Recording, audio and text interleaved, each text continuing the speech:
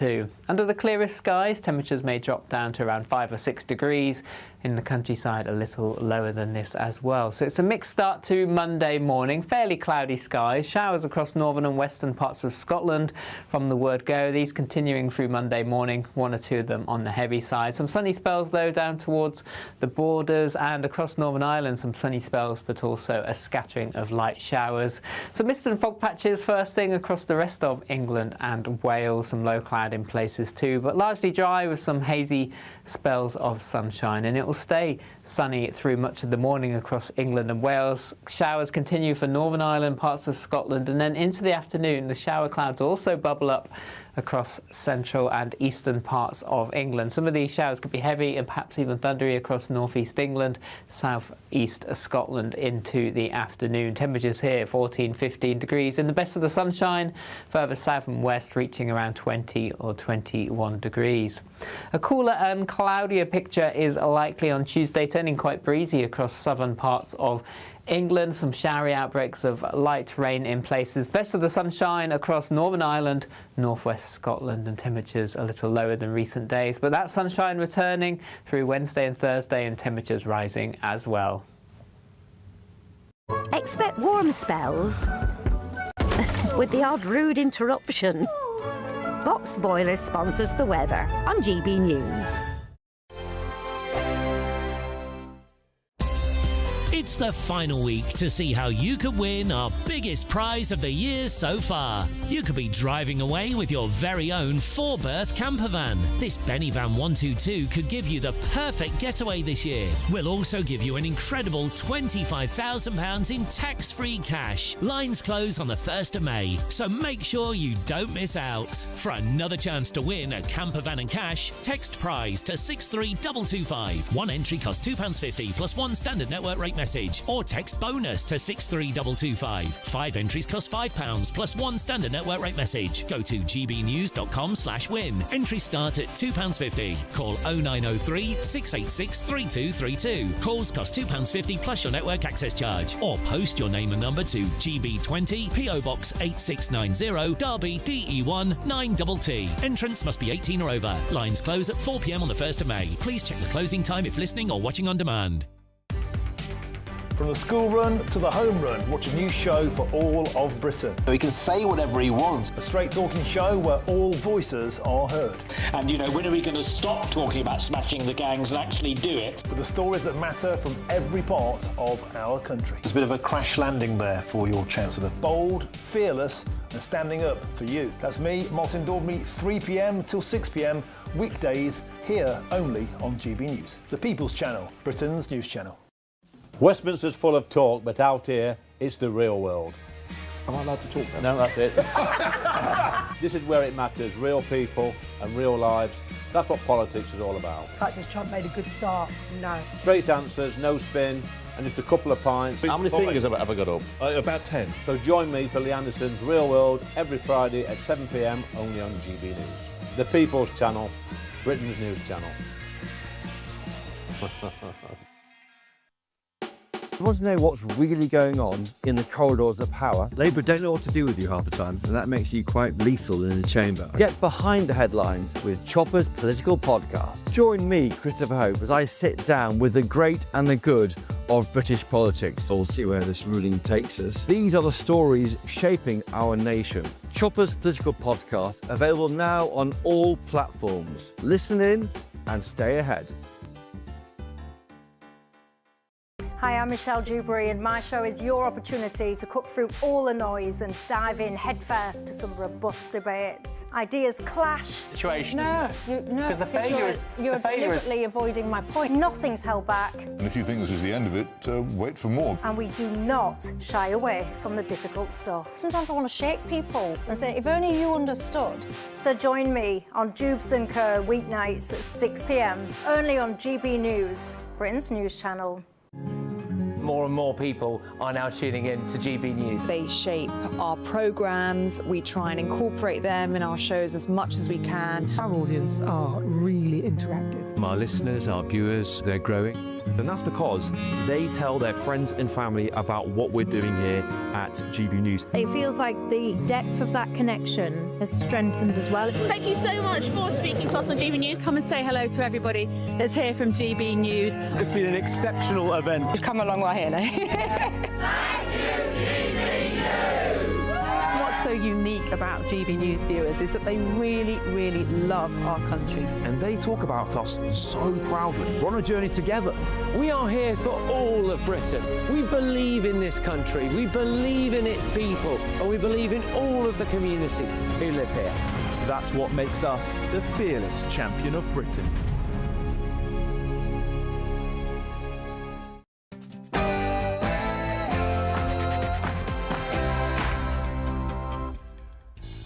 Good evening, this is Free Speech Nation with me, Josh Howie. On the show tonight, free speech under attack. The US president dodges another assassination attempt. Does the left have a problem with political violence? We'll be crossing live to Washington in just a few moments. Also tonight, a new boycott crisis erupts in the Arts Centre, but one organisation is fighting back, and they join me in the studio shortly. And a major victory tonight after a charity reinstates a quiet banned from the London Marathon over a member's gender-critical views. But is it too little, too late? And we've got comedians answering some crazy culture conundrums from our live studio audience. But first, the news with Aaron Armstrong.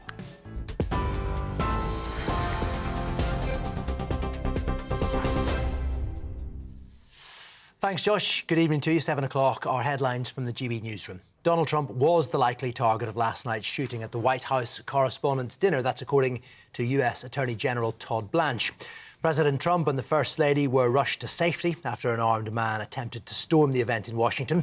One Secret Service agent was shot, but was saved by his bulletproof vest. A 31-year-old Cole Thomas Allen has been arrested on firearms and assault charges. He's due in court tomorrow. Police say the suspect had a shotgun, a handgun and multiple knives. Well, Mr. Trump has described the suspect as a sick person who had hatred in his heart and was strongly anti-Christian. Police say the motive remains unknown, but FBI Director Kash Patel has reiterated the investigation is ongoing. You saw the best resolve of American law enforcement because you, Mr. President, inspire them 24/7, 365. You give them the resources that they need, and they know that you have their back.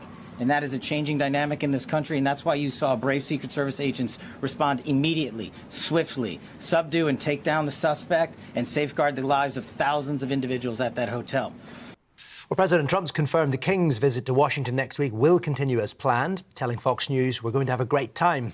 Buckingham Palace says discussions are taking place with US officials about any possible impact on the trip. The White House has confirmed security arrangements are being reviewed. Charles says he's greatly relieved President Trump, the First Lady and all guests are unharmed. Well, the Prime Minister has extended his best wishes to Donald Trump following the shooting in Washington, D.C. Meanwhile, Sir Keir Starmer is being accused of breaking the ministerial code by failing to declare a meeting with a client of Lord Mandelson's lobbying firm. It's understood he could also face a vote in the House of Commons over whether he misled Parliament in relation to Mandelson's vetting process before he was appointed ambassador to the US. Detectives say they believe the new IRA was involved in a car explosion outside a police station on the outskirts of Belfast. Officers say a gas cylinder was placed in the boot of a hijacked car, with the delivery driver ordered to abandon it outside the police station in Dunmurry. Residents, including 2 babies, were evacuated from nearby properties, and police say it shows murderous intent and capability still exists within paramilitaries in the province. And a new world record's been set at the London Marathon. Kenya's Sebastian Sawe has become the first man to run sub 2 hours. He crossed the finish line in 1:59:30. Tigist Asefa defended her women's title with a new world record of 2 hours, 15 minutes and 41 seconds. Well, more than 59,000 runners have been taking part, and GB News caught up with some of them at the finish line. I don't think I've trained in weather over about 3 degrees, so a bit of a shock out there, but definitely it's just a thrill to get all 6, and this was the best one. It was awesome. I set out to break the record for fastest marathon dressed as a swimmer, and I did it! So I came in at 3:35, which is my fastest London marathon ever.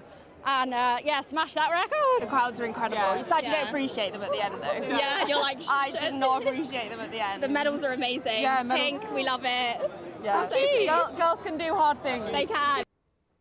And congratulations to all of those who've been taking part. That's it for the moment. More at 8 o'clock. Tune in to GB News Radio wherever you are. Online, on DAB digital radio, on TuneIn, on Radio Player, on Nation Player, and on your smart speaker. Just say, play GB News.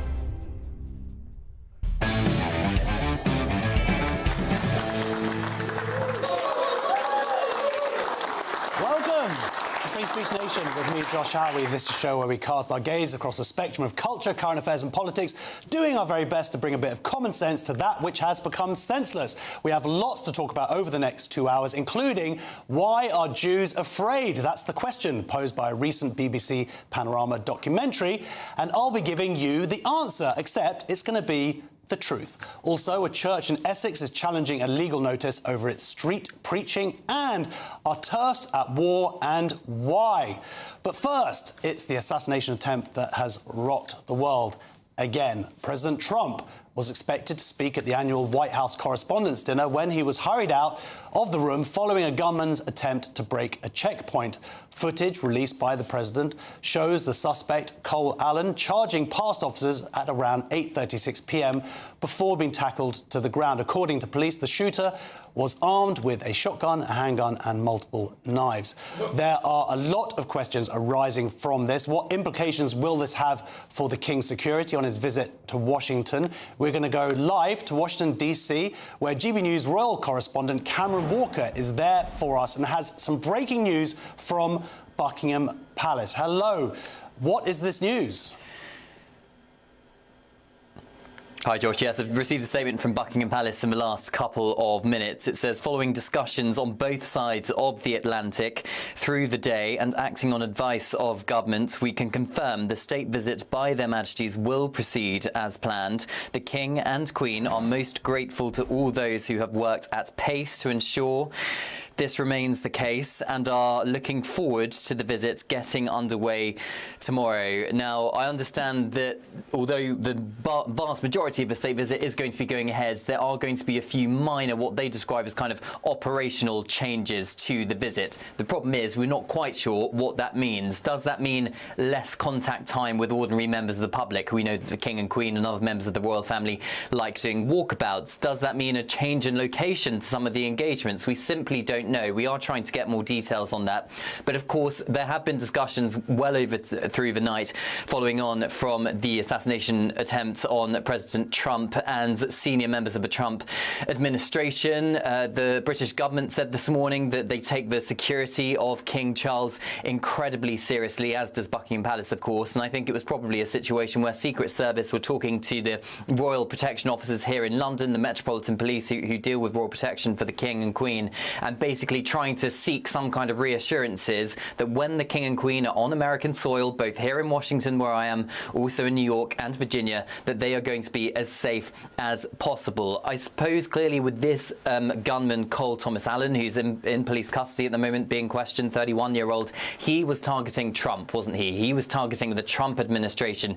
He was not targeting, as far as we're aware, King Charles and Queen Camilla. So therefore, the level of threat against the royal family is not more than it was 24 hours ago, if that makes sense. So let's wait and see. The King and Queen clearly keen, or at least the government clearly keen, to try and use the King's soft power to repair that relationship between President Trump and Sir Keir Starmer, Downing Street and the White House, of course. But this runs far deeper than whoever occupies the White House or who is occupying 10 Downing Street. This is about two nations celebrating 250 years of the Confederation of the United States, and the constant in all of those 250 years is the British monarchy, and that's what's going to be celebrated this week. That's it. You don't think there's, as you say, I mean, it's vitally important to our government for the King to go out there and the King and Queen to repair this relationship that arguably the government has damaged. Do you think there was really ever any question of the King and Queen not going out there? It's really hard to say. I think it would have been incredibly embarrassing for President Trump if the state visit was pulled at such quite so last minute. I think he probably would get on Truth Social straight away and start criticising the UK government, because remember, it's the UK government that is sending the King on a state visit. So if the government says you're not going, the King is not going to be going. President Trump always describes the King as a friend, so I think he would have done everything within his power to make sure that the King and the Queen was going to be safe while they're here in Washington. And in fact, in his press conference yesterday, President Trump said he was battling with the Secret Service, wanting this White House Correspondents' Dinner to continue once that gunman has been apprehended. But due to protocol, the Secret Service said, no, sir, you've got to go back to the White House, you've got to stay safe. And he has already pledged that he's going to redo that White House Correspondents' Dinner within the next 30 days. So Trump is absolutely determined, clearly, to make sure that people like this gunman who targeted Trump and targeted the Trump administration are not going to stop their way of life and stop celebrations such as this.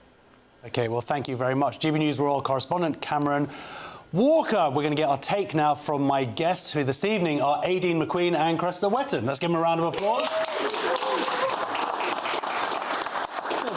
Weird applauding as we're talking about an assassination attempt. Cressida, another assassination attempt, and seemingly someone from the left again. I think if you were trying to attack the entire right administration, that kind of counts as a leftist, doesn't it? I think.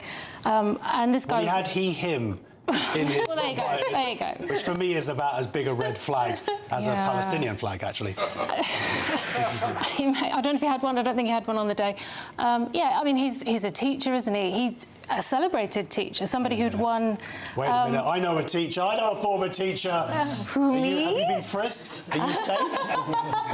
Well, I relate, because sometimes when those kids are getting to you, you just wish you had a... You know, I can see why it happened. Yeah, I'm shocked by how he managed to get into the Hilton Hotel with so many weapons on him. I mean, I remember when Prince Charles, as he was then, visited my hometown, a small, quiet town in Ireland, not an IRA town by any means, and like we all had to leave shops. Everywhere that was in shooting range was cleared out. The forensic amount of detail that they went into was incredible. So he has to have somebody on the inside. Well, it's you just say really that, strange. But Cressida, this is America, and I'm sure that if he had a bazooka, they'd be like, well, is it for personal use? No, not at all. I am completely with you. He should have been... What is anybody doing going into that hotel, staying... I mean, he mocked this in his manifesto. He's got a manifesto, so we'll find out what he's thinking. And I think it's funny how we're calling it a manifesto when essentially it's an email. Well, he sent an email to his parents. Look, it's not like we don't know anything about this guy at this point. We know he was a celebrated teacher. He's from the left. His manifesto has this attitude of, like, I'm doing the world a favour. He talks about Jesus wouldn't have turned the other cheek if other people were being oppressed. So he's turning himself into this kind of hero of the oppressed. I don't remember Jesus rocking up with a shotgun. Well, I tend to agree with you, Josh. But my point is he's done that thing that we see more and more. He's turned it into, OK, it looks like violence to some people, but really I'm a good guy, and here's why. He's dehumanised the other side, so it's all justifiable to him, and that's a huge worry, isn't it? And that's why in his speech earlier, Trump said that people should be resolving things with discussion. I mean, you think that would be obvious, but it isn't at this point. So this guy, I guess he'll become another hero of the left. He definitely will become another hero of the left. There's exactly a lot of people who say in bars around the country, if I could have a gun and shoot Trump, and he's done what is so many people's fantasies. But why are they coming to this conclusion? And that's, I think, what you were touching upon there, is a lot of this narrative about Trump is coming from the mainstream media, certainly in America, that he's this Nazi and this evil human being and he's taking everyone's rights. And so that by not dealing in sort of reality, you don't have to agree with every policy that he does, but it doesn't make him the worst human being on the planet. Where you've got someone like, in this country, you've got Polanski sort of saying, well, I choose Trump. Isn't that what he said the other day? I choose Trump over Putin or something. You're just like, really? Really? That's the level that we're at now, is you think that Trump is worse than Putin. That's not a good state of affairs. And it's that kind of rhetoric, of course, that leads people to violence, isn't it? It is, but I don't think that the mainstream media are still not responsible. It's everything that's outside the mainstream media, and almost the continuous consumption of social media that we have that's completely brainwashing us. I mean, this guy could have been psychotic for all we know. You know, it'd be interesting to find out more about his mental had state. he, him in his bio. You know, if he uses pronouns, he doesn't know what sexy is. So clearly psychotic then. I don't think the media can be blamed for this. I think it might be a slightly natural reaction to how people feel they are being oppressed by the Trump regime. That's it, but why do they they're not feel that they're discussing being the policies. They're just saying no debate. I'm going to use violence. That's the final question then, Cressida, is this violence that we're seeing does seem to be coming mostly from the left now. Absolutely, and it's this thing we've said a million times on this show. When you start conflating words with actual violence, it's only so long before you think those things are interchangeable. And rather than have a debate, you would. I mean, I appreciate what you're saying. Of course, yeah, he's not well. He's a very unusual, anomalous individual. But I'm starting to feel like he speaks for a section of. What about the assassin? It was a joke. Lol. Yeah, very funny. Well, let's just hope that King Charles and Camilla are frisked as they go in, and that there's no more guns brought in anywhere near President Prince Charles has got those hands. Right, next on Free Speech Nation, have there been a split in the gender-critical movement? We are going to find out what's been happening and why the ultras, who they are, and why they're upset with J.K. Rowling. See you in 2 minutes.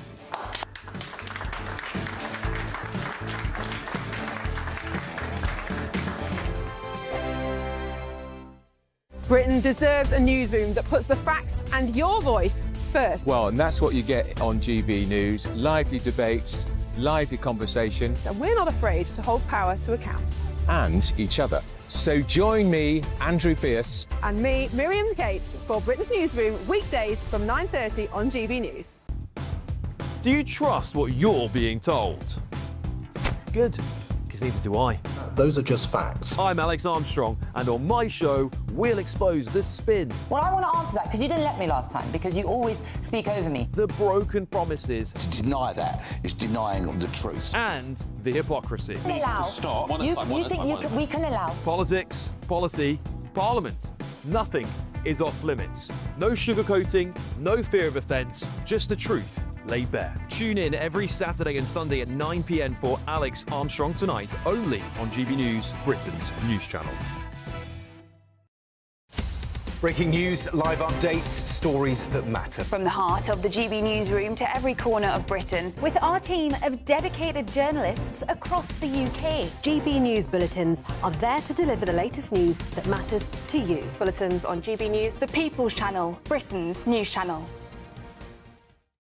Exciting news. Every Friday, my Patrick Christie's Tonight Show is going to have a twist to it. We're welcoming some special guests. You. That's right, on Fridays I'm going to be doing my show in front of a live studio audience, because this show is about you and what you have to say. It's going to be the same big debates, same big topics, same big opinions, but every Friday night at 9 p.m. you are invited to come on down to Patrick Christie's Tonight to be a part of the action. Only on GB News, the People's Channel, Britain's news channel. From the school run to the home run, watch a new show for all of Britain. He can say whatever he wants. A straight-talking show where all voices are heard. And, you know, when are we going to stop talking about smashing the gangs and actually do it? With the stories that matter from every part of our country. There's a bit of a crash landing there for your Chancellor. Bold, fearless and standing up for you. That's me, Martin Dormy, 3 p.m. till 6 p.m, weekdays, here only on GB News. The People's Channel, Britain's news channel. As soon as it hits 11 and the headlines come in, Late Edition brings you the breaking news from all the front pages. because the news is going to happen. So get a head start today. Patrick Christie's Tonight, Late Edition. Alex Armstrong Tonight, Late Edition. From 11 o'clock every night. Only on GB News, the People's Channel, Britain's news channel. At GB News, we love to hear from you, our loyal community. So drop us a line at gbnews.com/yoursay. There you can talk to each other and also to the presenters live on air. gbnews.com/yoursay, because GB News is your channel, Britain's news channel.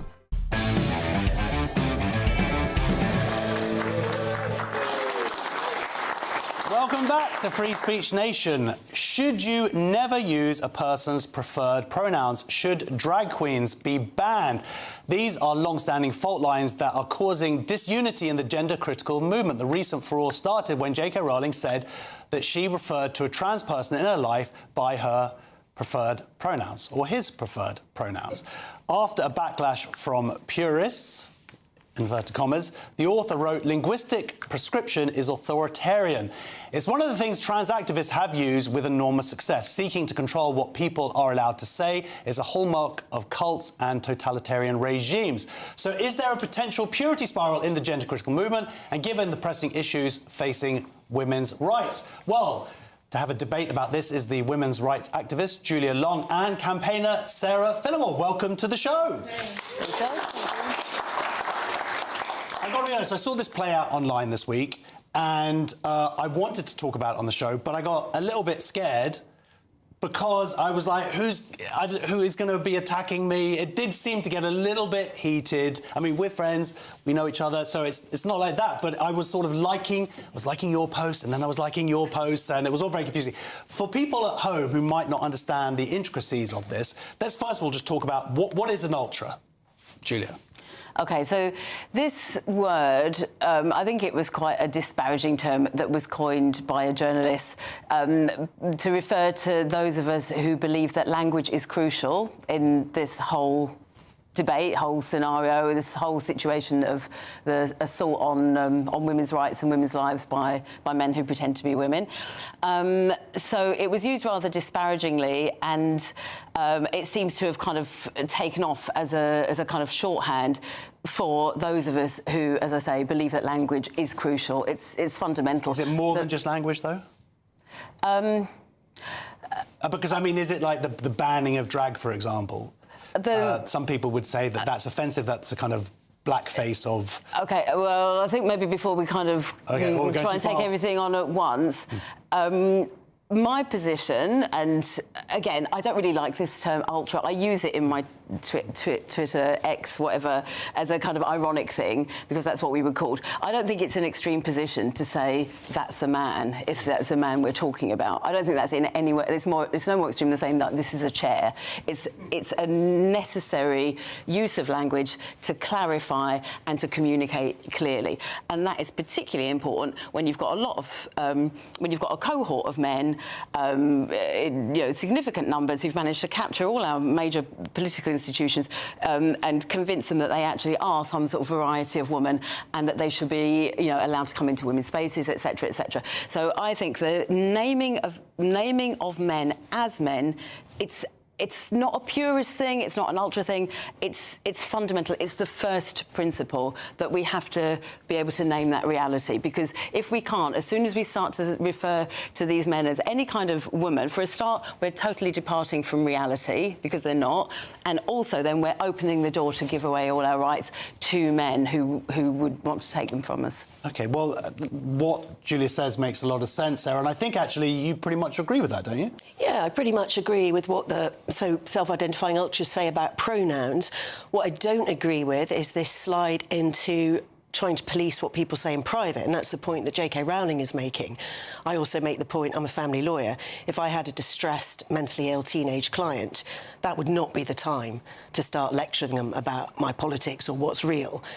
And so I still think it has to be an individual choice in the private sphere. In the public sphere, absolutely. When the police talk about committing her crimes, I mean, that's infuriating and that's dangerous. So I've got no problem at all with that position on pronouns, but when it slides into the private sphere, I've got big problems. And when I'm told by the self-identifying ultras, oh, no, we're not trying to compel you. I mean, I've spent 48 hours dealing with people when I didn't agree with them about pronouns, started to insult me, tell me I was mad, tell really harmful lies about me and things I hadn't said. A man who made the mistake of supporting me DM'd me to say there was a group of women now mocking him for having had a seizure. So this is about coercive control. They may not be saying, oh, no, we're not trying to make you agree with us, but the response from a small subset of women who profess to follow that credo is really damaging and harmful. So I have a big problem with that. And when it spills over into saying, well, no man could ever wear a dress because that's a sexual assault in which I refuse to participate, I don't have patience with that as a position. People can hold it. but I'm not going to hold it, and I'm not going to be bullied, threatened or insulted into holding it. And I think this is where the fault lines are. Not that I disagree with what Julia is saying about language, it's crucial, but you cannot take this into the private sphere. We need to have the law very firmly back on track. Sex is real, you can't change it. You can call yourself a woman, but there's some places you can't go if you're a man. And once that's established, what people do with their own friends in their private lives is their business. OK, so can I come back on that, please? So for a start, I think it's really crucial to understand just how serious that tweet was from J.K. Rowling, where she talked about calling a man she, referring to him as a trans woman, etc., saying that he had female-coded behaviour. All of these things are so insulting to women and so counter to even things that she said before.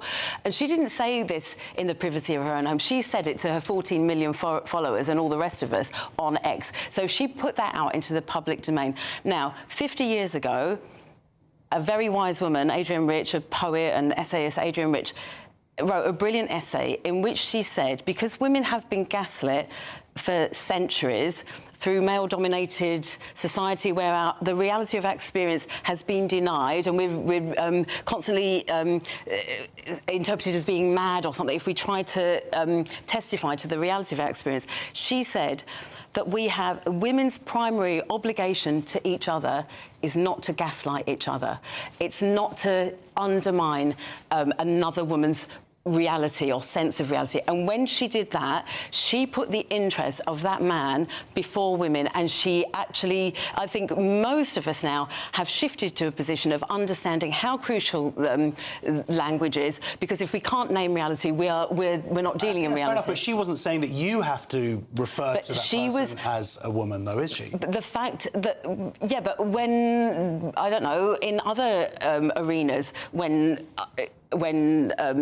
these men are called she, then the likes of J.K. Rowling and some of the others who joined in are all up in arms about it. So she was being very, very inconsistent, and I think she was gaslighting women. And then to come back when women, and maybe, I don't know, Sarah's given some, examples that sound pretty unpleasant. What I've seen, obviously you can't see the whole of X, what I've seen was women actually being extremely respectful and sort of kind of paying homage to, she's done so much work and, we appreciate all of that. I do think part of the problem is when you put someone on a pedestal who maybe isn't, shouldn't necessarily be there because, she does still say things such as, she still believes in this fiction of trans people and clearly calls certain men she, against any kind of logic, because if we're saying a male person is a man and the pronoun for a man is he, that doesn't matter then if he's committed a crime or if he's your friend. It doesn't matter. That's all completely illogical. But I saw women being really very respectful and not dictating what she should. Obviously, none of us are in a position to dictate what she should say. But what they were doing was saying, this is what you're doing by using this language. And then she came back with all of this, you're policing my speech, you're authoritarian. But actually pointing out when someone is departing from truth, that is not interfering with free speech. I think the thing is, I did see people who were respectful, and frankly, I did see people who I think crossed a line. She's a very smart human being, Sarah, and she would know that this position and to write it publicly would have a reaction, yet she still chose to do it, suggesting to me that there might be a reason that she knew that there would be this reaction and she still went ahead with it. That suggests that there's thought behind it and arguably integrity if she thinks that she's going to be attacked because of it. I think that's entirely the wrong emphasis. I don't care if she's clever or stupid. She gave it lots of thought or no thought at all. She has a right to believe that and to say it. But wouldn't that be what her purpose is, though, is to deliberately put I can't second-guess her purpose, and again, I say it's irrelevant. I think this is where Julia and I disagree. She's got a lot of followers. A lot of people read what she says, but she was talking about her friend. She wasn't saying that male prisoners should go to female prison. She's been very much against that. So I come back to my position. We get the law sorted out and we make it very clear that sex is real and it matters. Then what you want to do with your friends in your private life is your business. And I'm really disturbed by this. She shouldn't say it because it upset women. Women felt they were being gaslighted. Well, tough. Feel your feelings. Your feelings are not more important than anything else, and certainly not people's right to speak as they they choose. And that's where I'm parting company with the so-called ultras. And to talk of respectful debate, I mean, Julia, you called a lawyer, a very well-known, very respectable lawyer, who's done a lot of work in this field, a lot of good work. You called her a dimwit. Now, that is not that was respectful. You could have said, yes, I disagree with you for these because reasons. J.K. Rowling referred to a man as female-coded. Well, so and what that I didn't even know she was a lawyer. I don't know who she is, but she was saying, oh well, we call all our friends different pronouns and it's all fine. Well, no, it's actually not fine. Well, that's fine. I support your right to call her a dimwit. So don't tell me this is about respect. Well, no, because not, her position was not something I could respect. Absolutely, but in terms of what I saw, the sort of pushback against J.K. Rowling, I think it was entirely justified. And if at times it was rather frustrated and angry, I think those women were absolutely right to be frustrated and angry, because as soon as you call a man she, you're putting his interests across the interests of women, and you're supporting his right to impersonate womanhood. Can I just ask a question? Do you think the part of this frustration is because there are people who've been arguing this for arguably a decade longer than that now and making this same point? Also, when they did make this point, that they were sort of attacked, and a lot of those people have come around to see that actually this was a vitally important part of it. I mean, as we've seen over the years, yeah, I think those of us who saw it clearly, you know, maybe 10, 15, 20 years ago, certainly were not popular amongst those women who've become rather prominent now and rather high profile with books and, you know, media appearances, etc. We saw them all calling men she habitually, and again doing this gaslighting. But they have come around more to your position. Yeah, exactly. Over the years, they have come around. So I think it's rather. I'm totally at a loss as to why J.K. Rowling chose to do this. Can I just say something? Sorry, but do you think they came around because of they were abused or coerced, or do you think that they were actually given time to see this argument through and change their mind in a space at their own discretion? I don't know. I just think there's a massive difference between women who are frustrated and angry and victimised. I hope I can understand where those women are coming from, and the women who attacked me very deliberately, very personally and very harmfully. Now, that's something I'm always going to be against. You're never going to erase gender identity. There are always going to be men who want to call themselves women. And I think the ultras, the self-confessed ultras, have to be very honest with themselves. What are they saying? If they're saying that linguistic purity is so important, well then, not purity. The end of the road is a law compelling that. No. And they are already saying that they are going into the private arena. And if they say they're not about compulsion, Julia, so I make this plea to them all, could they please stop behaving in the ways of the worst trans rights activists and using really serious coercive control to shut people up? That is so offensive. Okay. Well, that's been my experience. Is there a law Julia? against blackface? Is there a law against blackface? Why do we never see someone in blackface, you know, on chat shows like this? Julia, that's not the issue, and that's deflection. Is it okay to tell serious and harmful lies about me online because I disagree with you? I've got no idea what you're talking about. I've got no idea what my lived experience, Julia. The reason we don't do blackface is because there has been there's a consensus. That has been created. Exactly. The question is, does that consensus come about through abuse or through having conversation? I feel that, no, I think that's unfair, Josh. I think it comes about because people recognise that blackface creates an unequal playing field for black people within a society where other people are, you know, white people are kind of aping them, impersonating them. There's a consensus that is wrong and it's dehumanising. So why then is it that we have, you know, wall-to-wall BBC drag queens, RuPaul, we have the drag queen story time, we have men, we have this character at Oxford University going into work with his fake breasts, and the women in his office have to sit and have that totally sort of offensive and dehumanising performance that they're forced into. We've got to go to break. I want to say I agree with what you're saying. I just really like J.K. Rowling as well. So, and I think that she should be able to give her opinion, and I think that's totally valid, and Sarah as well. Thank you so much for joining us for that fantastic debate. Julia Long, my friend Julia Long, she's still my friend Julia Long, and Sarah Philimore. We'll see you guys in a moment. for some questions from our audience for our fantastic comedians. See you in 2 minutes.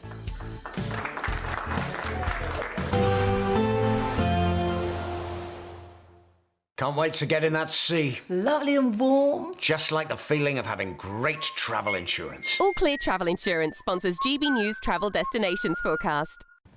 Hello there. Plenty of sunshine across central parts of the Mediterranean. A little cloudy across parts of the Canaries over the next few days. Perhaps even 1 or 2 showers in places. Breezy across Madeira as well. Plenty of sunshine in Spain and Portugal. Just 1 or 2 showers across the north.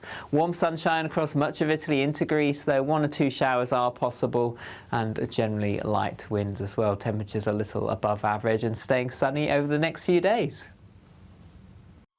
All Clear Travel Insurance sponsors GB News Travel Destinations Forecast. Hello there, welcome to your latest GB News weather forecast from the Met Office. Over the next 24 hours or so, we'll see an increasing risk of some showers, particularly across the north and the east.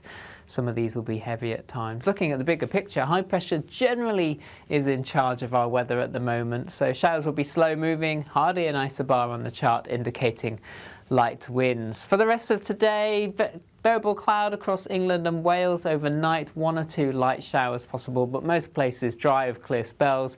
A few showers for Northern Ireland, northern and western parts of Scotland too. Under the clearest skies, temperatures may drop down to around 5 or 6 degrees. In the countryside, a little lower than this as well. So it's a mixed start to Monday morning. Fairly cloudy skies, showers across northern and western parts of Scotland from the word go. These continuing through Monday morning, 1 or 2 of them on the heavy side. Some sunny spells though down towards the borders and across Northern Ireland, some sunny spells but also a scattering of light showers. Some mist and fog patches first thing across the rest of England and Wales. Some low cloud in places too, but largely dry with some hazy spells of sunshine, and it will stay sunny through much of the morning across England and Wales. Showers continue for Northern Ireland, parts of Scotland, and then into the afternoon the shower clouds also bubble up across central and eastern parts of England. Some of these showers could be heavy and perhaps even thundery across northeast England, southeast Scotland into the afternoon. Temperatures here 14, 15 degrees in the best of the sunshine, further south and west reaching around 20 or 21 degrees. A cooler and cloudier picture is likely on Tuesday, turning quite breezy across southern parts of England. Some showery outbreaks of light rain in places. Best of the sunshine across Northern Ireland, northwest Scotland, and temperatures a little lower than recent days. But that sunshine returning through Wednesday and Thursday and temperatures rising as well. Join me, Nana Akweer, for an informative, interactive news programme with a difference. It's fun. No, he didn't say that, Dave. I'm so surprised. I think there's an element of truth to that. Join me from 3 p.m. every weekend, only on GB News, Britain's news channel. Breaking news, live updates, stories that matter. From the heart of the GB newsroom to every corner of Britain, with our team of dedicated journalists across the UK. GB News bulletins are there to deliver the latest news that matters to you. Bulletins on GB News, The People's Channel, Britain's news channel. As soon as it hits 11 and the headlines come in, Late Edition brings you the breaking news from all the front pages. because the news is going to happen. So get a head start today. Patrick Christie's Tonight, Late Edition. Alex Armstrong Tonight, Late Edition. From 11 o'clock every night. Only on GB News, the People's Channel, Britain's news channel. GB loyalty points are here. They're our way of saying thank you for spending time with GB News. Through commenting on your say, voting in You Decide polls and shaping the debate, you can earn GB loyalty points. Unlock rewards, reach milestones and climb leaderboards. Don't just watch our programmes, come and be part of them. Get started by scanning the QR code or go to gbnews.com/loyalty points.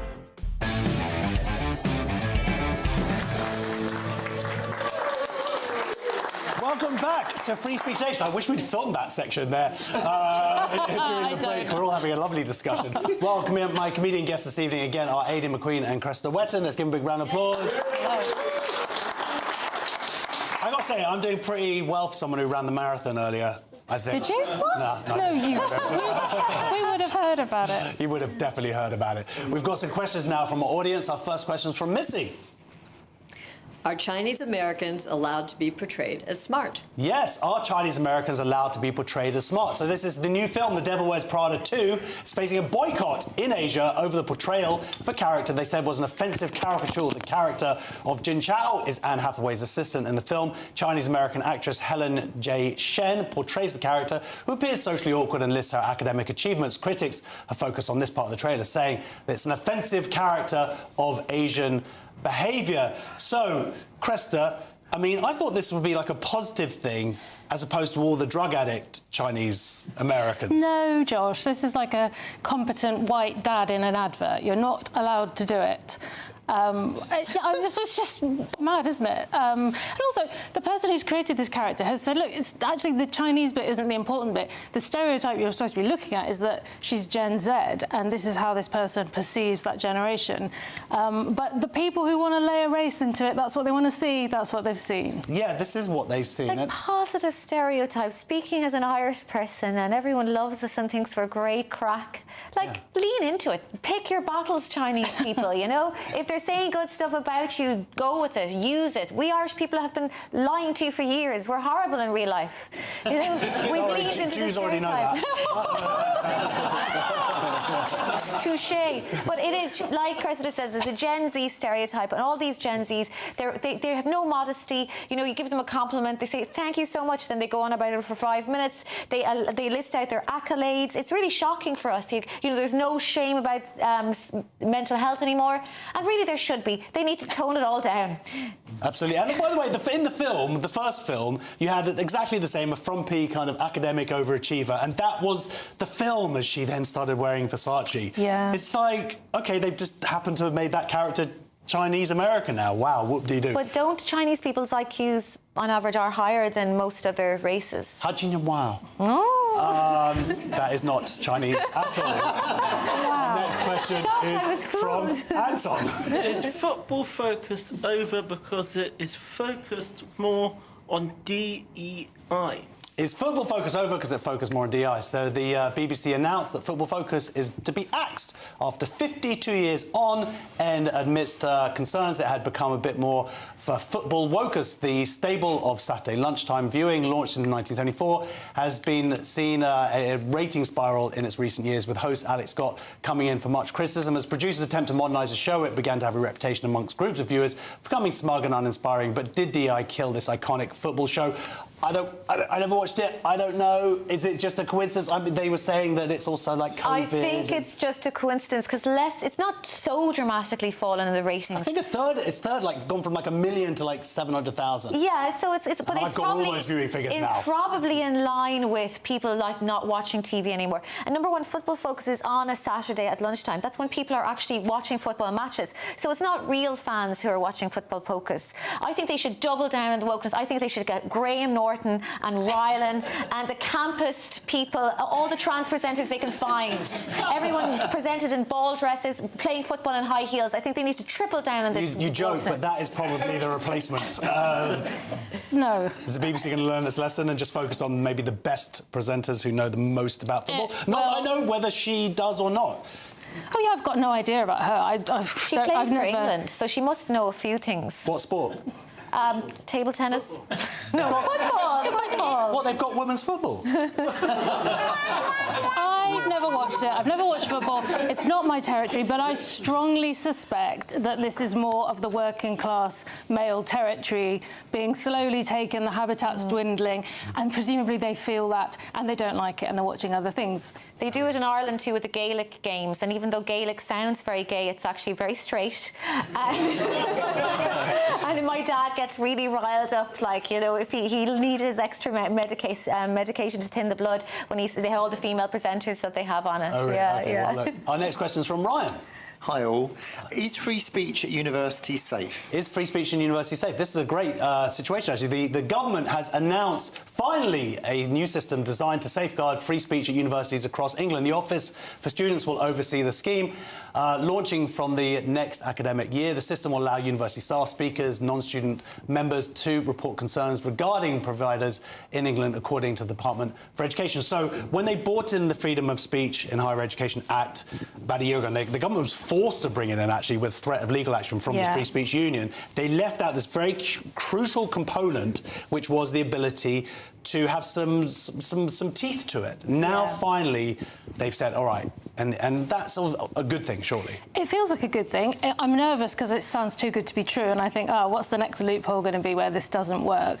But it's fantastic, isn't it? This is what education should be, an opportunity to debate ideas. There's a serious danger of people getting a real education now at this point, and of course being exposed to things that they might not have known or agree with. So I think it's a really positive step, but I'm very suspicious of it. I mean, it's about time, isn't it, that universities were forced to take some responsibility for giving people an education, the thing they claim to do. Absolutely. So let's see. Well, look, we've got to get to a break. Coming up, cancel culture in the arts sector has surged in recent times, with artists facing witch hunts in the form of boycotts. I'll be talking to the authors of a report on this issue next. You don't want to miss it. See you in 2 minutes.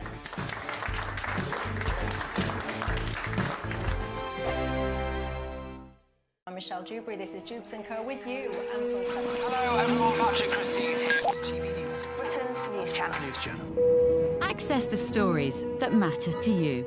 Take the GB News family with you on any device. And as long as you have an internet connection. Tune in to GB News, anywhere on the planet or beyond. GB News, the People's Channel, Britain's news channel.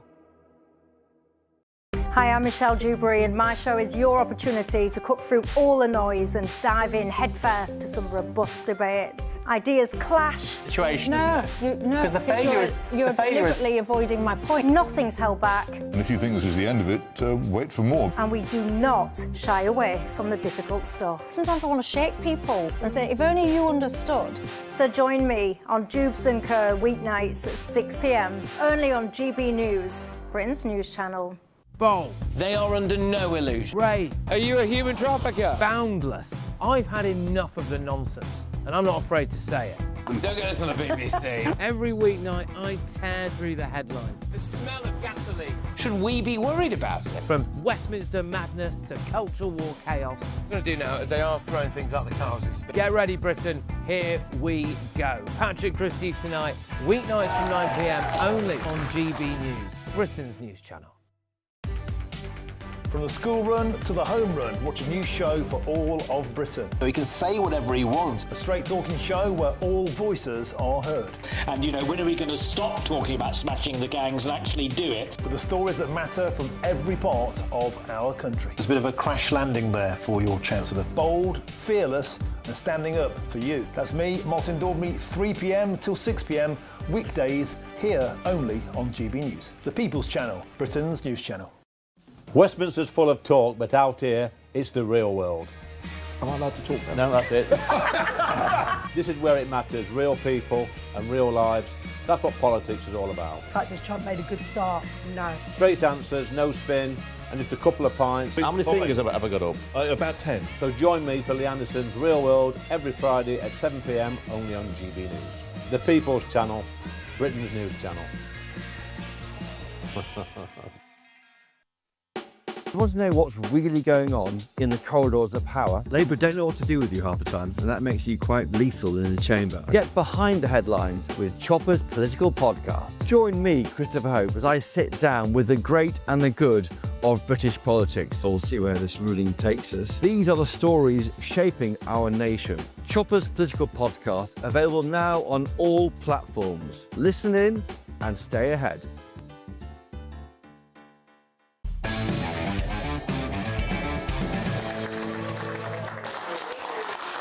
Welcome back to Free Speech Nation. Cancel culture in the arts sector has surged in recent times, with artists facing witch hunts in the form of boycotts, cancellations and reputational damage. To combat this, Freedom in the Arts has launched a new report and practical toolkit for navigating boycott pressure in the arts. And joining me now is the woman behind the report, British choreographer and CEO of Freedom in the Arts, Rosie Kay, and founder of the Glee clubs, Mark Tughan. Welcome to the show.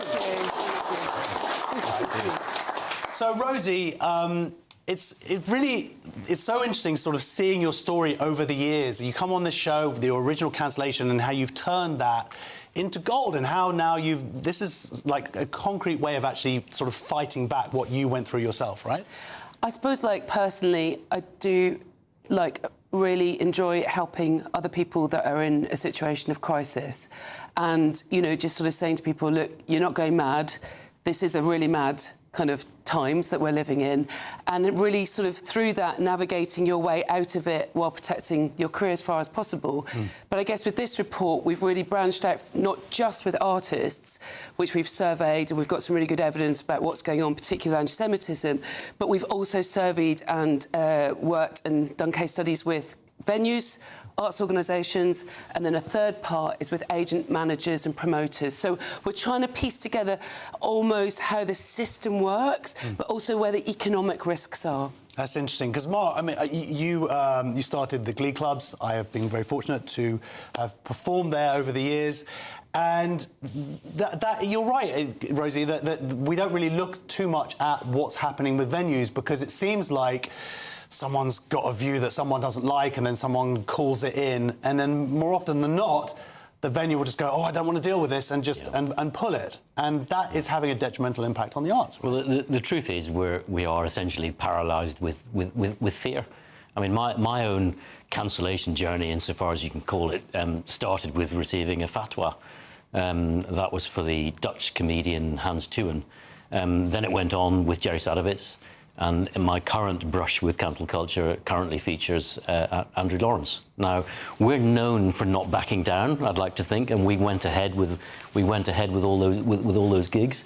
But the fact of the matter is, I can report from the inside that there is a huge culture of fear going on there. And the reason why I intervened, for example, in the Andrew Lawrence case, was because I happened upon an email exchange which, if I hadn't intervened, there's no way that booking would have taken place. I found out about it and I made sure it happened. But if I hadn't found out about it, it would never have happened, and I wouldn't have known. The thing is, Mark, is that, frankly, you're a rarity in this comedy industry, and that's a real shame. So what do you think, Rosie, in this report is going to help other people who own venues to get a bit of backbone? Well, so there's two things that we're launching in Westminster tomorrow. One is the report, which I'd say is pretty harrowing, chilling, just difficult to recognise reading. what the situation just to say, this is the truth, this is what we're seeing, this is what we're hearing. Venues are full of fear, don't know what to do, zero leadership. Agents really sandwiched between whether they protect their artists by telling them to shut up, or trying to hold on to those relationships where are often unspoken, they go back years, things not put in writing anymore, secret blacklists, all this. So what we've tried to do is piece together all of our research, all of our case studies, and we've created a three-part toolkit, which had, if Scope had looked at, it might have helped them a little bit this weekend. So it's really, it's one section for artists, one section for venues, one section for agents. It goes through how to deal with a crisis, statements, holding statements, policy advice. Some legal advice will be going up on it, decision trees, risk reputation. It's really a step-by-step guide to say it's not if it's going to happen to you, it's when it's going to happen, and like do something, take your time, de-escalate, get advice. Don't just kind of have a knee-jerk reaction. So hopefully we're coming out with the first of its kind, like proper toolkit to help anyone in the arts, and in fact anyone in the charity sector too. Yeah, well, the most frustrating thing for me seeing the sort of cancellation of Jerry Sadowitz and Andrew Lawrence is to sort of see how the comedians who partake in it, and also the promoters, they don't seem to understand that this is going to impact them in a negative way. It might be a short-term solution just to kind of brush it aside, but in the long term it's going to damage the art form. And you've arguably seen a lot of comedy clubs where, frankly, they are playing it safe and their bills suck. Well, you've said the word that I was going to use, safe. You know, it's going to make comedy safe. It has already made comedy safe, and because it's making comedy safe, it's making it a bit dull. People aren't taking risks in the way that they used to, and I want to get back to the position whereby comedians can feel safe, take risks, do the too soon jokes, and not have to worry either about the audience or the activists, or frankly about me, because I think some comedians self-censor a little bit because they fear that if the public complain to me, I won't book them. But in actual fact, what I want to say to them is, I'll back you to the hilt. Go on stage and take some more risks. And do you think that this report is going to allow them that? Because what I've always thought that's going to make the difference is when, and we've seen this from some comedy clubs, where their numbers go down, where the audiences just don't turn up anymore because they want to be pushed and challenged a little bit, and they're just getting a very sort of basic form of stock comedy in this case. Do you think that they might look at their ticket sales, go, they're going down, and then they come to find this report and this is what's going to help them? So I think that's really what we're trying to say about it's a new boycott crisis because it really is affecting the bottom line. And we're quite hopeful that music festivals and comedy are going to be the areas that are going to fight back first because it's destroying businesses. All right, well, good luck. I hope so. I particularly want to save this medium that I love of stand-up comedy, and I hope your report helps to do so. Big round of applause, please, to Rosie and Mark Tughan. That is the end of the first hour of Free Speech Nation. Don't go away, there's lots more to come between now and 9 o'clock, including the choir that we talked about just a few moments ago. See you in a few minutes.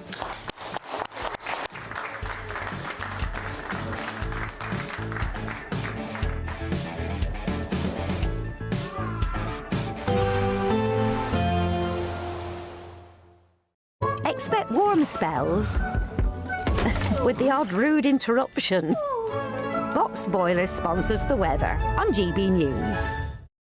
Hello there, welcome to your latest GB News weather forecast from the Met Office. Over the next 24 hours or so, we'll see an increasing risk of some showers, particularly across the north and the east. Some of these will be heavy at times. Looking at the bigger picture, high pressure generally is in charge of our weather at the moment, so showers will be slow moving, hardly an isobar on the chart indicating light winds. For the rest of today, variable cloud across England and Wales overnight, 1 or 2 light showers possible, but most places dry with clear spells. A few showers for Northern Ireland, northern and western parts of Scotland too. Under the clearest skies, temperatures may drop down to around 5 or 6 degrees. In the countryside, a little lower than this as well. So it's a mixed start to Monday morning. Fairly cloudy skies, showers across northern and western parts of Scotland from the word go. These continuing through Monday morning, 1 or 2 of them on the heavy side. Some sunny spells though down towards the borders, and across Northern Ireland some sunny spells but also a scattering of light showers. Some mist and fog patches first thing across the rest of England and Wales. Some low cloud in places too, but largely dry with some hazy spells of sunshine, and it will stay sunny through much of the morning across England and Wales. Showers continue for Northern Ireland, parts of Scotland, and then into the afternoon the shower clouds also bubble up across central and eastern parts of England. Some of these showers could be heavy and perhaps even thundery across northeast England, southeast Scotland into the afternoon. Temperatures here 14, 15 degrees in the best of the sunshine, further south and west reaching around 20 or 21 degrees. A cooler and cloudier picture is likely on Tuesday, turning quite breezy across southern parts of England. Some showery outbreaks of light rain in places. Best of the sunshine across Northern Ireland, northwest Scotland, and temperatures a little lower than recent days. But that sunshine returning through Wednesday and Thursday, and temperatures rising as well. Expect warm spells with the odd rude interruption. Boxed Boiler sponsors the weather on GB News. It's the final week to see how you could win our biggest prize of the year so far. You could be driving away with your very own 4-berth camper van. This Benny Van 122 could give you the perfect getaway this year. We'll also give you an incredible £25,000 in tax-free cash. Lines close on the 1st of May, so make sure you don't miss out. For another chance to win a camper van and cash, text prize to 63225. One entry costs £2.50 plus one standard network rate message, or text bonus to 63225. 5 entries cost £5 plus one standard network rate message. Go to gbnews.com/win. Entries start at £2.50. Call 0903 686 3232. Calls cost £2.50 plus your network access charge. Or post your name and number to GB20 PO Box 8690 Derby DE1 9TT. Entrance must be 18 or over. Lines close at 4 p.m. on the 1st of May. Please check the closing time if listening or watching on demand. Do you trust what you're being told? Good. because neither do I. Those are just facts. I'm Alex Armstrong, and on my show, we'll expose the spin. Well, I want to answer that because you didn't let me last time, because you always speak over me. The broken promises. To deny that is denying the truth. And the hypocrisy. We can allow. Politics, policy, Parliament. Nothing is off limits. No sugarcoating, no fear of offence, just the truth laid bare. Tune in every Saturday and Sunday at 9 p.m. for Alex Armstrong Tonight, only on GB News, Britain's news channel. As soon as it hits 11 and the headlines come in, Late Edition brings you the breaking news from all the front pages. because the news is going to happen. So get a head start today. Patrick Christie's Tonight, Late Edition. Alex Armstrong Tonight, Late Edition. From 11 o'clock every night. Only on GB News, the People's Channel, Britain's news channel. Breaking news, live updates, stories that matter. From the heart of the GB newsroom to every corner of Britain. With our team of dedicated journalists across the UK. GB News bulletins are there to deliver the latest news that matters to you. Bulletins on GB News, the People's Channel, Britain's news channel. At GB News, we love to hear from you, our loyal community. So drop us a line at gbnews.com/yoursay. There you can talk to each other and also to the presenters live on air. gbnews.com/yoursay, because GB News is your channel, Britain's news channel. Join me, Nana Akweer, for an informative, interactive news programme with a difference. It's fun. No, he didn't say that, Dave. I'm so surprised. I think there's an element of truth to that. Join me from 3 p.m. every weekend, only on GB News, Britain's news channel.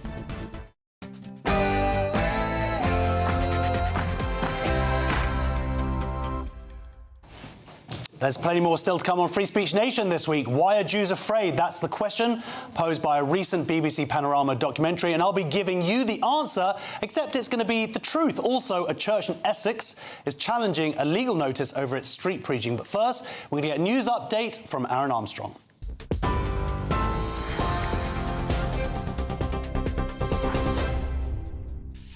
Thank you, Josh. 8 o'clock is the time here in the GB newsroom. Our headlines. The Trump administration has called for an end to political violence after a gunman fired shots at an event in Washington, D.C. last night.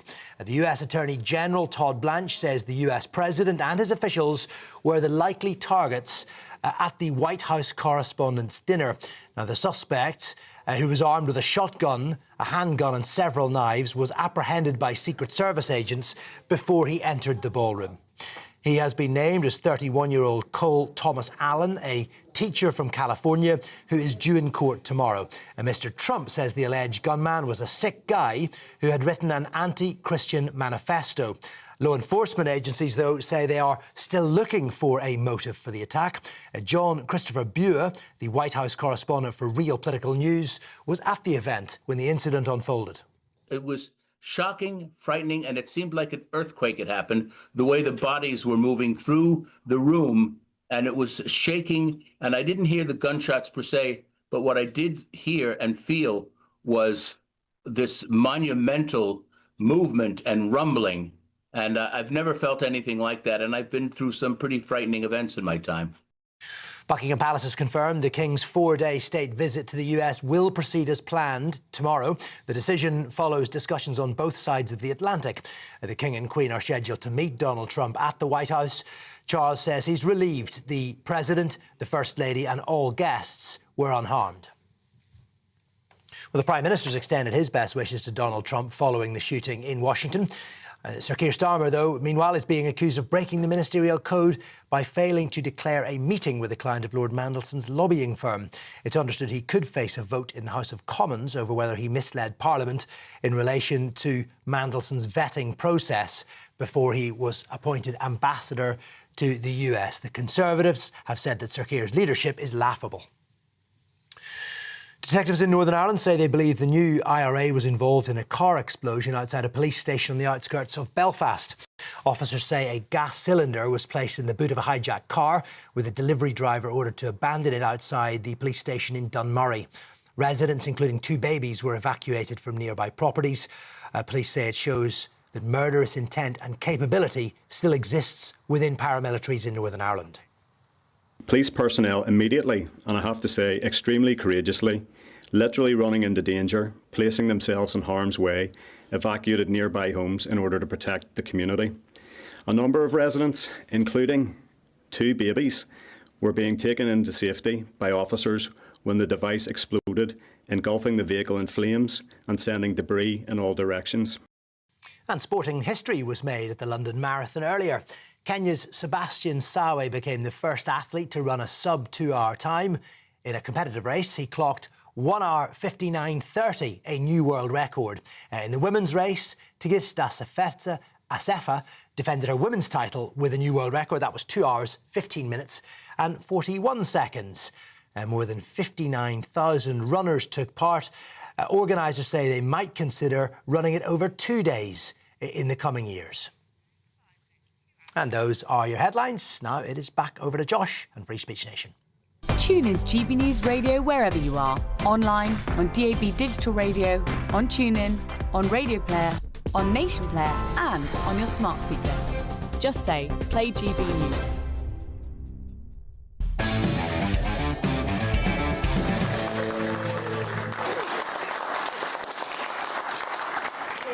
Why British Jews Are Afraid. That was the subtitle of a BBC Panorama documentary that went out earlier this week about anti-Semitism. Why British Jews Are Afraid. And it brought to mind one of my favourite passages in the Torah. It's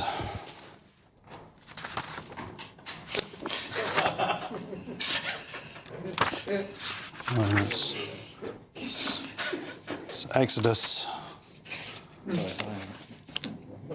1 second. No.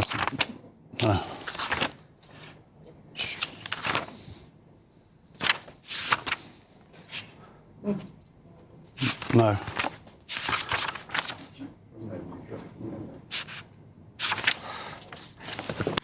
Okay, so, I mean, come on, why are British Jews afraid? Because people are constantly trying to kill us. They've succeeded. And they're kidnapping and they're torturing us and they're blowing up ambulances and they're attacking us in the street and firebombing our places of worship and continually plotting to murder more of us. So yes, we're afraid. And we're also angry and frustrated and exhausted, and we're angry again. And this documentary doesn't deal with any of that. It doesn't show how our community has been betrayed by cowardly politicians with the emptiest of rhetoric, by a complicit captured justice system, by most of all our legacy media, including this documentary itself, because they have all failed to do their jobs, they refuse to acknowledge the truth, and they refuse to acknowledge their own complicity. So what are the reasons the BBC give for the increase in Jew hate? Well, fair enough, they get into the weekly pro-Palestinian marches. Of course, being the BBC, they can't but help mention the marches include Jews, with 2 separate shots of banners to make the point. Real journalism would have got in there and exposed these cranks for what they are: fake Jews, pretend Jews, tenuous Jews, and a handful of self-hating Jews, all there to legitimise that it's OK to hate the rest of us. I've debated these nutters. Most of their claims of being Jewish fall away quicker than a Chippendale's G-string. And at least 2 of the contributors get to make the obvious point that, for most marchers, criticism of Israel is merely a cover to be anti-Semitic. Well, of course. A missed opportunity, though, to point out how anti-Zionism is in itself a unique form of Jew hate, the latest incarnation with its own rules and manifestations. And there's also a larger debate to be had about hate speech and free speech and the right to protest. But it's only Jonathan Hall Casey who gets closest to calling out what's really going on when he says that hatred in the public sphere towards Jews has made them more acceptable as a target for terrorism. Surely he's not solely referring to the hate marches, is he? I mean, come on, BBC, help us out. Who else is out there spreading hate about Jews in the public sphere?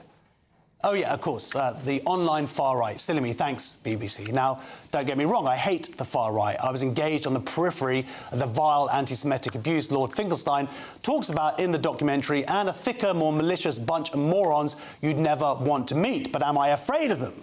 I'm afraid of what they could turn into. I'm afraid of how the online far right and the totally unmentioned far left feed off one another. However, it's not tropes that led to the violent kidnapping of Itai Kashti.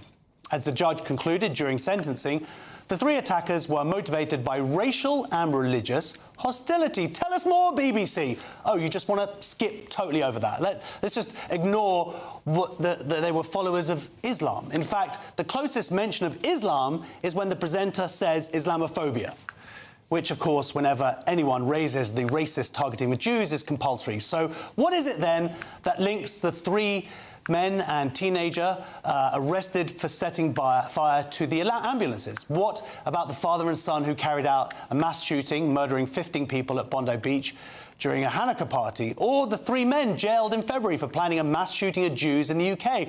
Or the 7 men arrested this week for planning more attacks on British Jews? What belief system connects them all? Sorry. That's how angry I am. And I've got a cold. The BBC miraculously managed to make a documentary about anti-Semitism in the UK without mentioning Islam. It's like they made a biopic of the life of Stan Laurel without mentioning Oliver Hardy. I actually think I know what's going on here. I think that's God very upset about that joke about the Torah. I think he's getting back at me. Look, when 2 Jews were murdered last October, what did the Muslim attacker scream? This is for killing babies. And what a coincidence that only months before, the BBC broadcast to the world the lie that over the next 48 hours, the Jewish state would be responsible for killing 14,000 babies. Not one baby starved, yet still the lie remains on the BBC website. Hamas documentaries, deaf to the IDF chants, false reports of Israel blowing up hospitals. If the BBC wanted to make a real documentary about why Jews are afraid, they already own most of the copyright. So, what are Jews afraid of, BBC? Well, we're afraid of you. We're afraid of the lies you've pumped out for years. We're afraid of how those who hate Jews lap up those lies and use them to justify their violence. We're afraid of a problem that is going to get worse because you can't even name it. We're afraid of Islam. Right, well, let's get the take of a former BBC producer, John Mayer. John, did you see the documentary this week? I did. I actually thought it was very fair and reasonable, and it had a Jewish reporter. It did have a Jewish reporter, but what it didn't do is report on the huge amount of hatred that is directed at Jews from the Muslim community. No, well, look, I mean, you kept banging on about it wasn't reporting Islam. It was actually about Judaism. It wasn't about Islam. It was about Jews and their fears. And I think they did who's it attacking very Jews? Who's killing Jews? Is the well, point? Lots of people all over the world. But I mean, it didn't talk about Hitler. Should it have talked about Hitler? Should it have talked about Hitler? You know, rant on about Muslims. But this, I thought it was very fair. It put a point of view about Jews that was quite reasonable. OK, well, you might feel that. I feel that they very much covered up even their own complicities. Do you think that the BBC has anything to answer for? They have spread many, many lies about Jews and Israel over the last few years. No, I don't. I mean, whatever you and Danny Cohen say, I don't think the BBC is anti-Semitic. Well, you might not think so, but if we look at the facts, what do you think about this lie that 14,000 babies were going to die in 48 hours? I didn't see that lie. But look, the BBC reported fairly on Gaza as much as it could. Remember, they weren't allowed into Gaza. Now that is pretty because disgusting. they didn't want journalists to be killed in there. No, what about the other lies? What about saying that there was a hospital that was bombed? Well, that's not the reason. The reason wasn't because they didn't want journalists to be killed, because they did kill journalists in Gaza. Israel did. Well, they also killed people who pretended that they were journalists. And there were, unfortunately, people who died as well. What do you think about the documentary the BBC made, which pretended to be impartial, but really was made with Hamas help? And the BBC apologised about that, didn't they? And they pulled it in the end. That was a stupid mistake. You know, and I know that was a stupid mistake. And what about the documentary the BBC didn't show about medical staff being targeted? Look, I mean, you know, Gaza was a pretty horrific thing. So, and the fact that the BBC wasn't allowed to report on it, I think, it's pretty disgusting. If I'd been in charge of them, I would have said, we don't report anything from Israel then, if they won't let us in there. OK, well, I would just like to make the final point, John, if I may, that the lies about Jews started before Gaza. There was a story about Jewish children who were verbally assaulted on Oxford Street, and the BBC said that the Jewish kids had made disparaging remarks about Muslims. That was proven to be totally false. And the BBC apologised. It was the top floor of a bus, wasn't it? Well, they had to be dragged kicking and screaming, is the point. No, you know, look, if you make a mistake, you apologise. But by and large, I think the BBC is very fair. I mean, it's fair to Jews, it's fair to Muslims. It's a very difficult line, you know, so don't attack it. It's the fairest broadcaster you've got.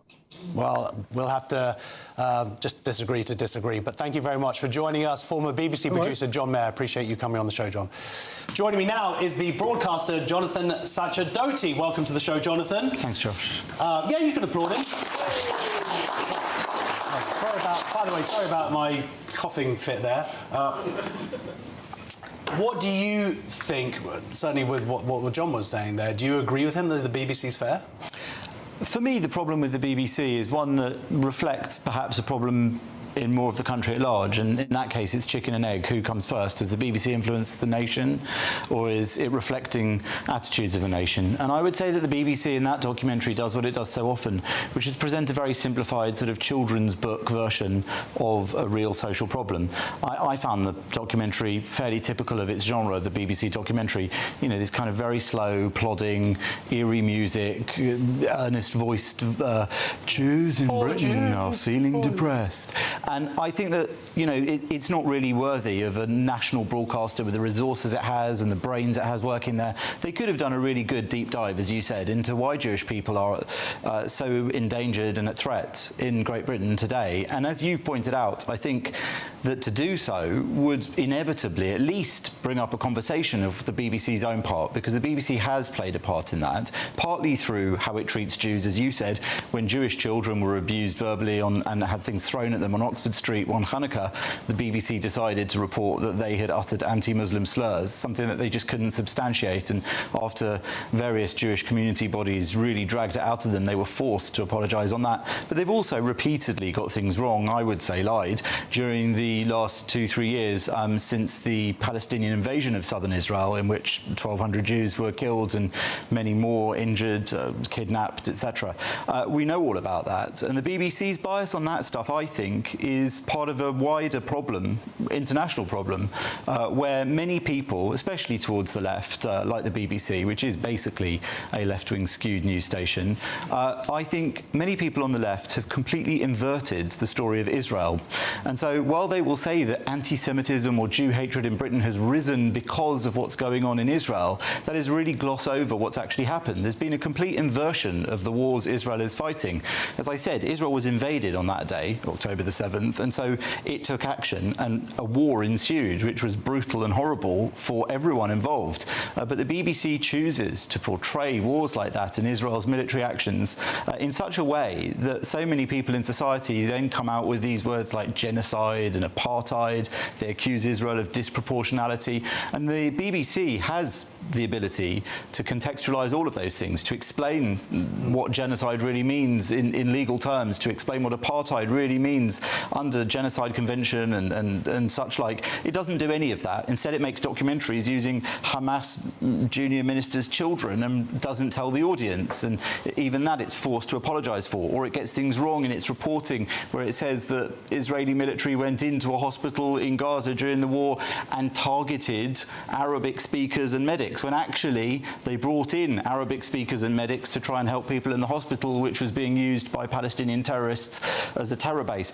It's constant. What they do is constant. I think it can't be accidental. There's a certain amount of groupthink within an organisation like that, but there's also a certain amount of malice, in my opinion. I don't think we can give them the benefit of the doubt anymore. And that documentary, while it was a nice gesture that they decided after all this time to try and make a piece about Jewish people and what we're going through, it really is too little too late. So many Jews I know, I mean, it will be the same for you.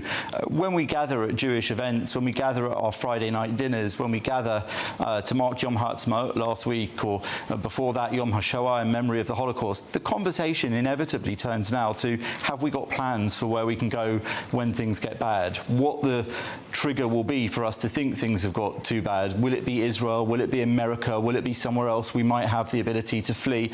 Those sorts of conversations are utterly depressing for a population, all of us, living under the long shadow of the Holocaust, when we all know people from our own families who didn't manage to escape in time. These aren't arbitrary things, and I'm not asking for people to feel sorry for Jews. I'm not asking for them to consider us victims and to cry over us. I'm simply saying that this happening is a very real thing. And, you know, Zach Polanski of the Green Party might say it's our perception of danger. Well, it's a very real perception. There's a very real reason for it. And this country has really got a problem. And as you pointed out in your monologue, a great deal of this does come from Islamic belief and increasing influence of Islam in Great Britain. And again, unless we're able to confront that, unless the BBC, the government, the police, everyone is able to confront that, then we're not going to be able to talk about it and work out how we can stop that being a problem for Jews and for the rest of the great British population. Because this really isn't just about Jews. All the same things that are going to make our lives difficult and are making our lives difficult are going to do the same for other people as well, especially when it comes to the extreme parts of Islam. Non-Muslims generally will suffer from the same prejudices and violence that come from those quarters. No expression of it. Did you think that things would get this bad this quickly? I mean, it just felt pretty much like last week was every other day was another incident, another video emerges, another plot is foiled. It's sort of, when you're in it, you kind of, it's hard to even really believe it. It sort of seems like it's not real. I think I did expect it, sadly, because, you know, I've spent a large part of my career writing and broadcasting and talking about and debating these exact issues. For me, it was always something I thought about quite keenly and carefully, because I suppose my father was a Holocaust survivor and I was acutely aware of his story. And, you know, many Jews have fathers, grandfathers or the like who have stories from the Holocaust of their survival or otherwise. For me, it was always on the horizon, and yet I agree, in recent years it's sped up so much. And I mean, again, just to remind people watching, because it's easy to forget with the speed of news cycles these days, you know, the number of arson attacks on synagogues in the last few weeks in this country, in this city. The Yom Kippur attack, where a guy rammed into and killed in a synagogue in Manchester. We've seen Jewish charity with an arson attack, or a building that used to belong to a Jewish charity, in the last few weeks. We've seen Jews who are afraid to go for NHS treatment because of overt expressions of anti-Jewishness in hospitals, in the NHS. It spreads across everywhere. I know people who've had to withdraw their children from schools because anti-Semitism, Jew hatred within their schools was so serious and so bad, and the schools didn't do anything suitable about it. The list really goes on, and I think that when we also have a national broadcaster that seems to indulge as well, or at the very least tolerate it, and when it does deign to make a documentary about how Jews are suffering in this country, it doesn't really do a proper job of tackling the issue. I think all of those things answer the question that you asked at the beginning of this segment: why are Jews afraid? Jews are afraid because there's a lot to be afraid of, and I think many British people who aren't Jewish are also afraid of the exact same threat that is making life difficult for us Jews. Absolutely. Well, we're going to continue to speak the truth on Free Speech Nation. Thank you so much for joining us, Jonathan Sacerdoti. A BBC spokesperson said anti-Semitism is abhorrent and there is no place for it in the BBC on all our platforms. Next on Free Speech Nation, my panel of comedians is going to be answering some more audience questions. See you in 2 minutes.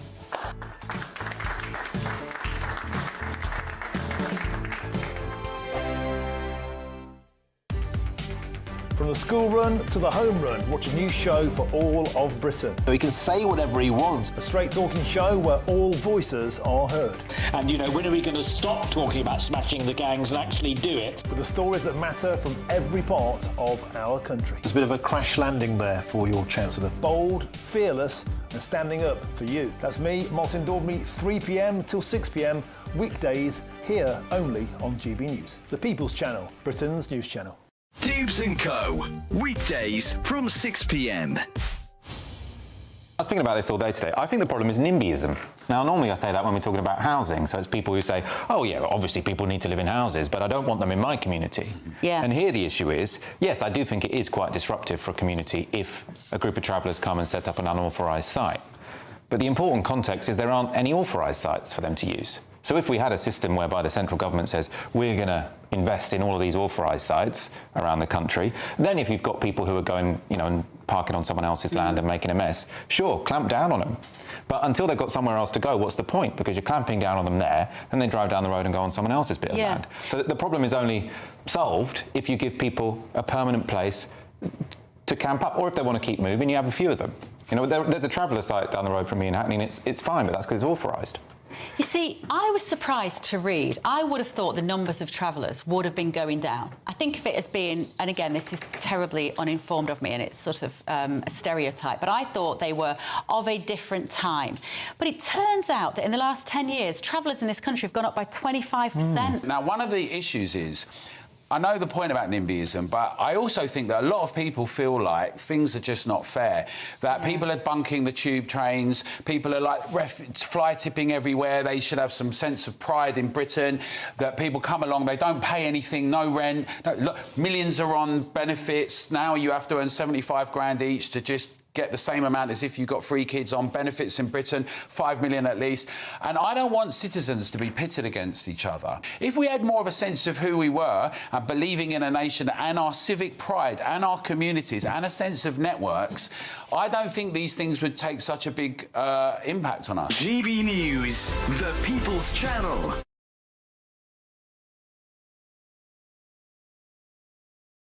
Westminster's full of talk, but out here, it's the real world. Am I allowed to talk now? No, that's it. This is where it matters, real people and real lives. That's what politics is all about. In fact, has Trump made a good start? No. Straight answers, no spin, and just a couple of pints. How many fingers have I ever got up? About 10. So join me for Lee Anderson's Real World every Friday at 7 p.m, only on GB News.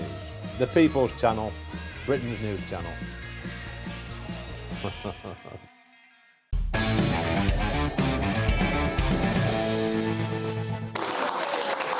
Welcome back to Free Speech Nation. My comedian guests again are Aideen, McQueen and Cressida Wesson. Let's give them another round of applause. We're going to get our first question from Jeff. Hi, Josh.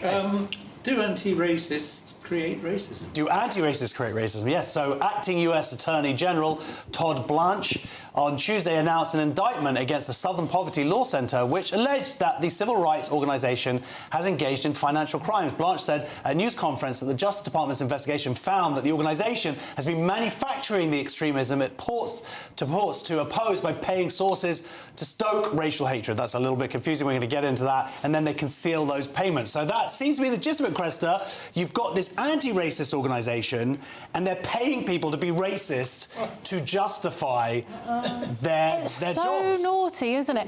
I mean, at best... Naughty's one word. At best, they might argue that they are paying their informants to inform on what's going on, but I don't think that's what's going on here. But they were paying for people to go to marches and, like, actually, those people wouldn't have been there if it hadn't been for the dosh that they got from...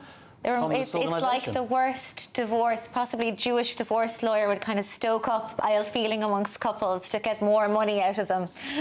What are you talking about? Don't make me write a monologue about you. My throat can't take it. I just, after all the Irish anti-Semitic stuff, I had to do something. Bring it out yourself. Like yeah, but I mean, I suppose every campaign gets to the point where there's a justified and hugely justified cause, and then progress is made and made and made, and then so much progress is made, but in the interim time you have all these people with jobs, all these people whose pure sole cause is this cause, and then they have to justify continuing their jobs. So I'm sure people do stoke things up. I'm sure in every campaign you could get this, and it's not good. Well, if anybody has a free speech issue, or doesn't, I'll pay you £5 to come on. I don't think it's necessarily the case in all organisations. I think they're wrong uns, and I think they've run out of dragons to fight, as you said, and they need more. And well, we'll see, won't we? Let's see what happens. Yeah. I looked at their Wikipedia page earlier. This is not their first rodeo of falling out with people, so we will see. Let's find out. Well, look, our next question is from Ghislaine, is that? Yeah, Ghislaine, that's Ghislaine, right. sorry, Ghislaine. You'd think I'd know how to pronounce that after the last couple of years. Dr. Ghislaine Maxwell. Yeah, exactly. Yeah. Is that what you were named after? It's both an insult and a compliment, though, because it means she's very young. Yes, exactly, yeah. Is ice hockey above the law? Is ice hockey above the law? Thank you. Well, England Ice Hockey has refused to stop a transgender player circumventing a ban on those born male playing in the female game.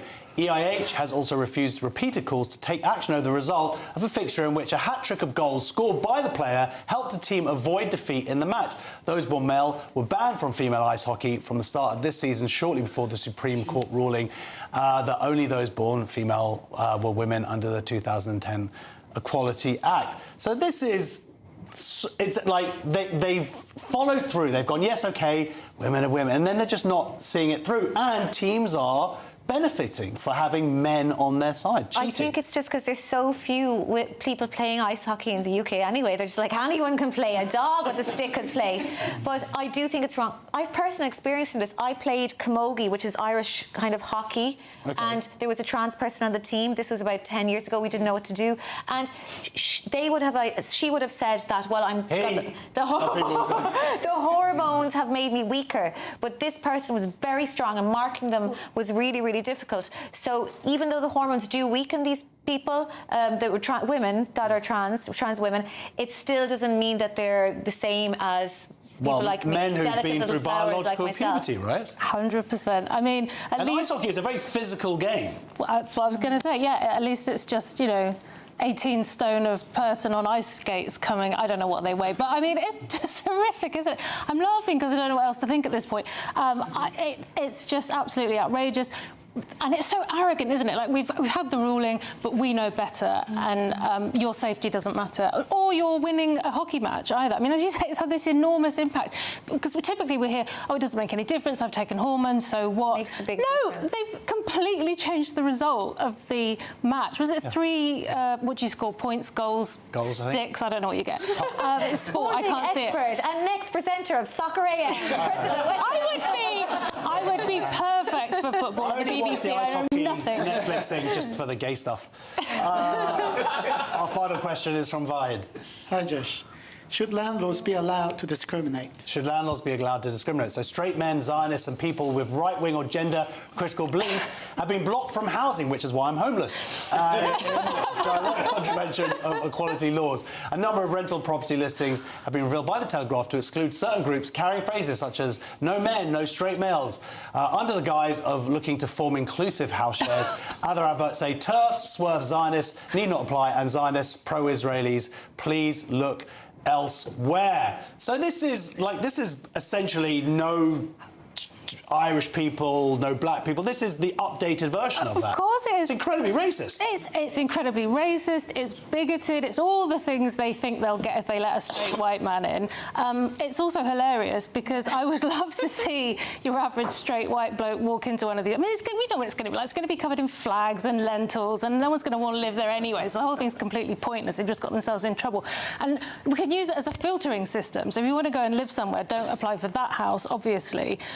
Which, by the way, is what people would have done historically, right? You would have just looked at these 10 people that have applied for the room and gone, oh, that one.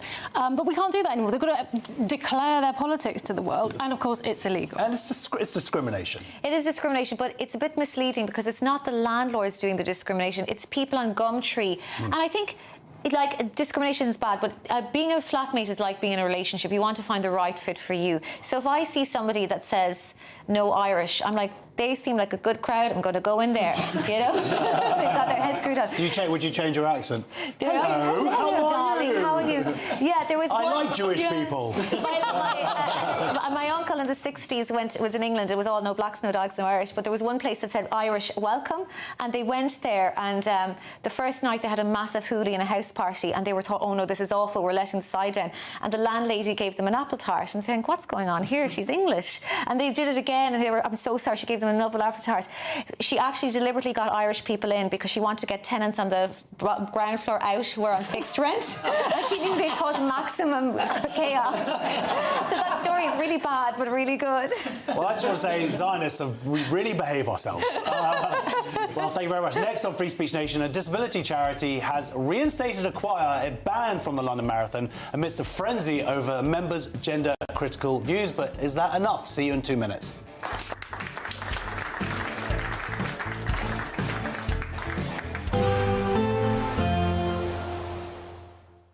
Dinner under the stars tonight? That reminds me of our travel insurance. You mean all clear skies? All Clear Travel Insurance sponsors GB News Travel Destinations Forecast.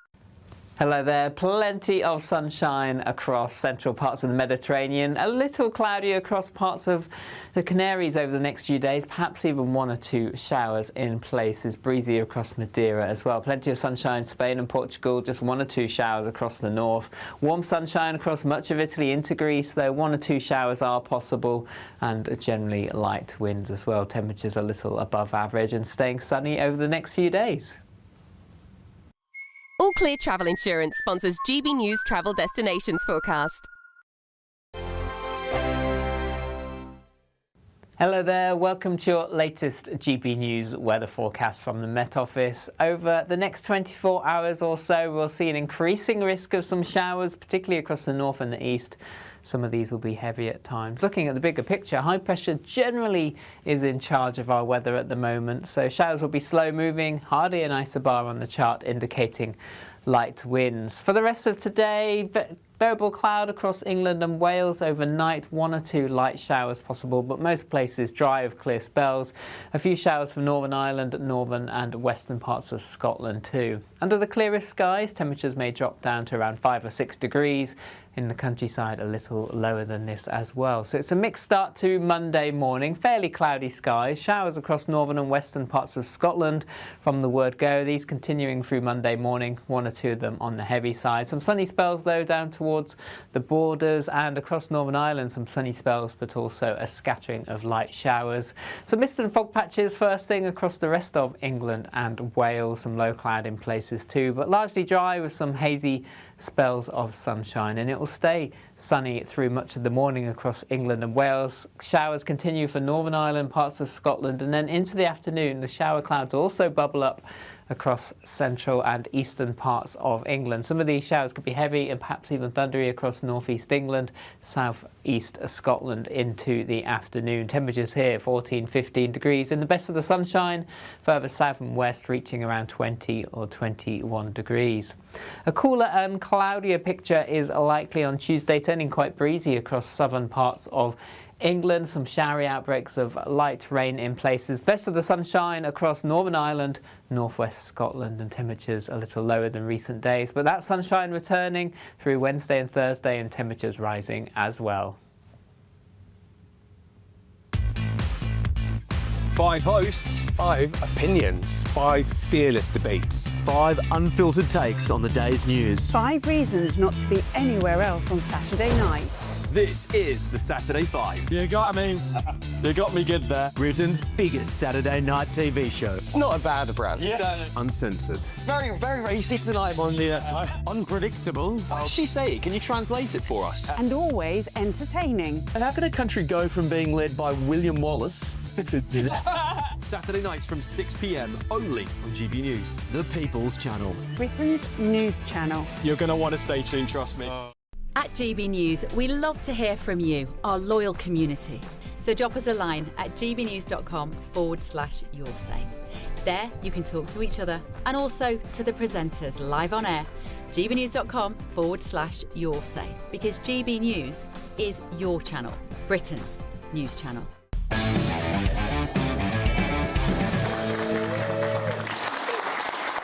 Welcome back to Free Speech Nation with me, Josh Howie. A disability charity has reinstated a choir it banned from the London Marathon amidst a frenzy over a member's gender-critical views. Last Thursday, Scope dropped the group called the Singing Striders from representing it in today's race because its founder, Janet Murray, is critical of gender ideology. However, the group was soon reinstated on Saturday after admitting Ms Murray's views were protected by the Equality Act. Here they are earlier today.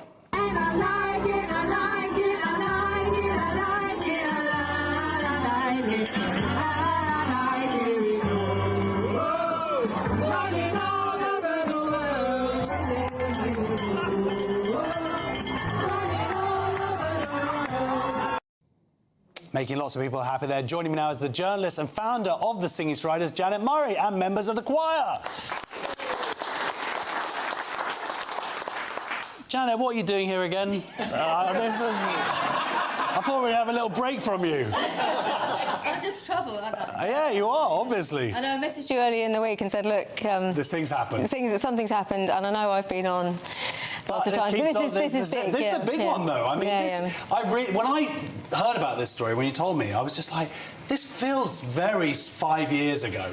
Like these organisations aren't aware of the Maya Forstater ruling, and to just ban you because you think that men can't be women. Yeah, that's exactly it. Yeah, it's crazy. So what happened? Explain what this is, by the way. This is you get invited and you sing and it helps people run. Yeah, so I run a choir, which is a bit quirky, which is we specialise in performing at running events. So we've performed at the London Marathon quite a few times, the London Landmarks a few weeks ago, and all over the country. And we really are just about bringing the fun, bringing the support. I'm a runner as well. I've run 5 marathons, so I know what it's like to be out there and struggling. You're just doing this so you don't have to run a marathon again. Yeah, exactly. So I know what it's like to be out there, to be struggling, and you round a corner and you hear music and singing and how much it can motivate you. So I just had this idea of why don't we sing at running events? We've been doing it very successfully for a few years, and a few years ago we were approached by the charity Scope and said, would you like to be our cheer squad? So come along to, they have their kind of spots where they're cheering on their runners and come along and sing. And we said, yes, that would be great. We've done it for 2 years and they seem to be really happy with us and what we've done. We just turn up and sing and have fun. No politics. Well, nothing to do with any of these issues that whatsoever. I've been having a bit of a time of it with my own cancellation over the last few years for sharing these beliefs, but I've never discussed it with the choir. Sharing these facts. These facts, I should say, yes. Never discussed it with them. We just get on with doing the music. I don't want to bring that into that at all. So we were invited again. We got a lovely email in February saying, would you like to come back and sing again this year? So we said, yes, that would be lovely. And then on Tuesday, the email was sent on Tuesday. I opened it on the Wednesday, got an email saying that they no longer wished us to perform.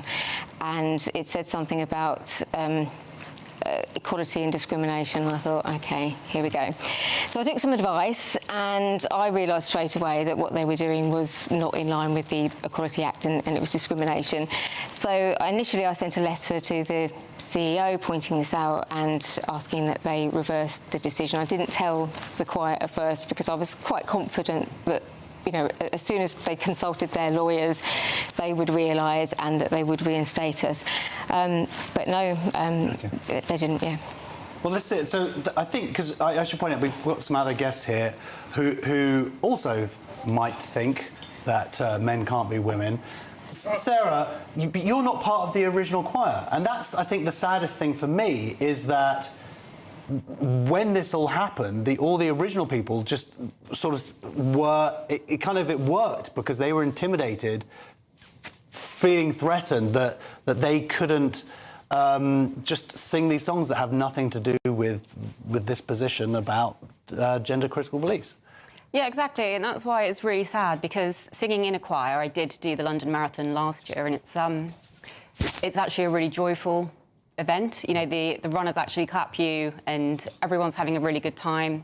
It's a completely inclusive thing to do, be in a choir, because for the choirs that we were both in, there's no auditions or anything. Anyone can join.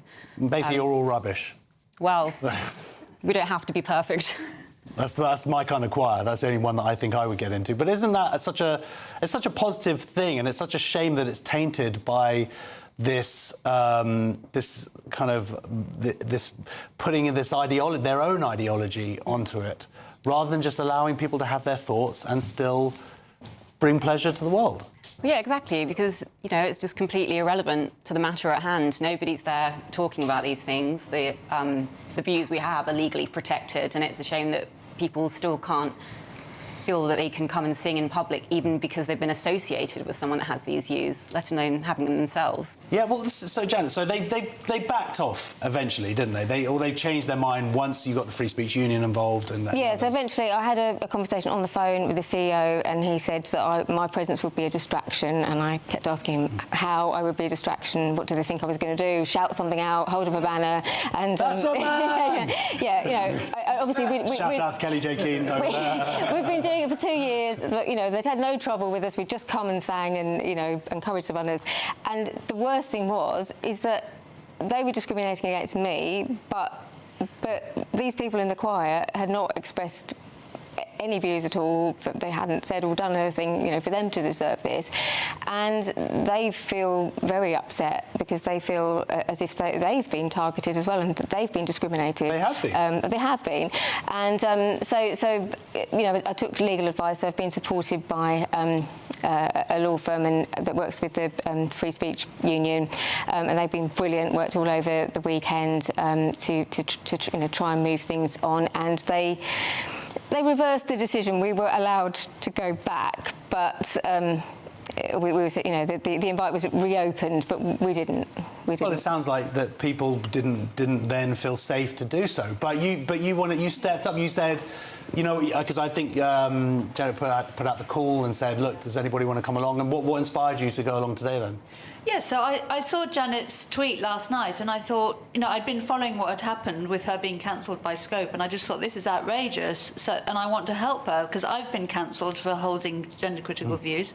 So I contacted her, and I said, I'm not very good at singing, but I'd love to come and support you, so I went. She's very good. And we all had a fabulous time, and, you know, it's really unbelievable that organisations like Scope are still doing this. We've had so many legal cases now, you know, defending that gender-critical views are legally protected, and yet we still get this. So it's time that these ridiculous cancellations ended. Absolutely. Well, let's just hope that this was a big enough stink was raised so that any other organisations who think of doing a cancellation like this think twice. In the meantime, well done for going out there and still giving joy to the world. That's exactly the right way to deal with these things. Thank you so much for joining us. Janet, I would like to not sing you for a couple of weeks now, if that's all right. No more singing for you. Right, Scope's Chief Executive, John McLachlan, said in a statement given to the BBC late on Saturday, on reflection, we would like to restore our invitation to the choir to attend the marathon and perform for runners if they choose to do so. We accept that the choir as a group does not promote a specific viewpoint and that the performance in itself doesn't undermine our values. This decision has been made without prejudice and reflects our appreciation of the right of individuals to hold protected beliefs under the Equality Act 2010. Janet, do you have anything planned that I need to know about just to clear my schedule over the next... You're not doing like a sponsored swim or something? No, I'm going to try and keep myself out of trouble for a few weeks, yeah. All right, good. All right, well, next on Free Speech Nation, the Bread of Life Community Church in Essex has been issued with a legal notice over its street preaching. Is this tackling an inconvenience or is this an assault on free speech? See you in 2 minutes.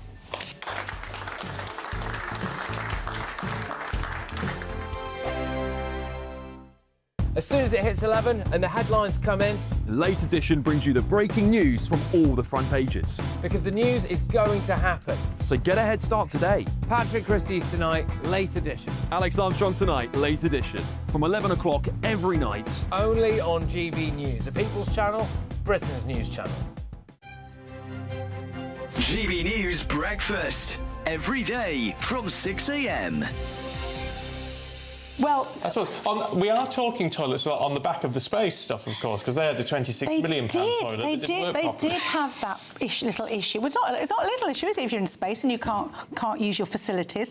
The thing is, would you use the facilities on a space rocket? Is the question really? Well, because you'd have to. For 9 days. Well, you would have to. But I would think you would have to use the facilities wherever you are. But apparently, most people avoid using facilities. If they're on a train, they wait until they get off the train. If they're in an airplane, they don't like to use an airplane. I mean, nobody likes an airplane toilet. I don't really understand this. I don't really understand that. I'll wait. Yeah, it's not good for you, you know. It's not good for you. But most people, apparently, according to this piece in the Daily Mail today, 47% of people won't use train toilets. 32% won't even use a toilet in a restaurant. And yeah, they just... I've known women, actually, who've had new boyfriends leave their house and go to the pub down the road to use the toilet when they first start going out. This, to me, is madness. I don't really... I've never been that obsessed one way or another. You know what you have to do? If you don't like the toilet facility, wash your hands properly and you can go anywhere. You doesn't really... Oh, no. I'm sorry. I've never used a train toilet in my entire life. I don't plan on doing it. Why would... Look, you say it's not good for you to hold. I'll tell you what else is not good for you. Getting in there where those new diseases are building. You wash your hands, but it's not as though your hands are the only things that touch all of it. You'd have to have a full shower after using one of those. You can hover. You might be able to hover, not with my thighs. Look at this. All I would say is the train toilets now tend to have automatic, you know, those... They do. Yeah. And I was once using on the train and the door just opened. It never... I knew I recognised you from somewhere. You didn't press the button to lock. I didn't know you had to press a button to lock. GB News, the People's Channel. Join me, Nana Akweer, for an informative, interactive news programme with a difference. It's fun. No, he didn't say that, Dave. I'm so surprised. I think there's an element of truth to that. Join me from 3 p.m. every weekend, only on GB News, Britain's news channel. Breaking news, live updates, stories that matter. From the heart of the GB newsroom to every corner of Britain, with our team of dedicated journalists across the UK. GB News bulletins are there to deliver the latest news that matters to you. Bulletins on GB News, the People's Channel, Britain's news channel.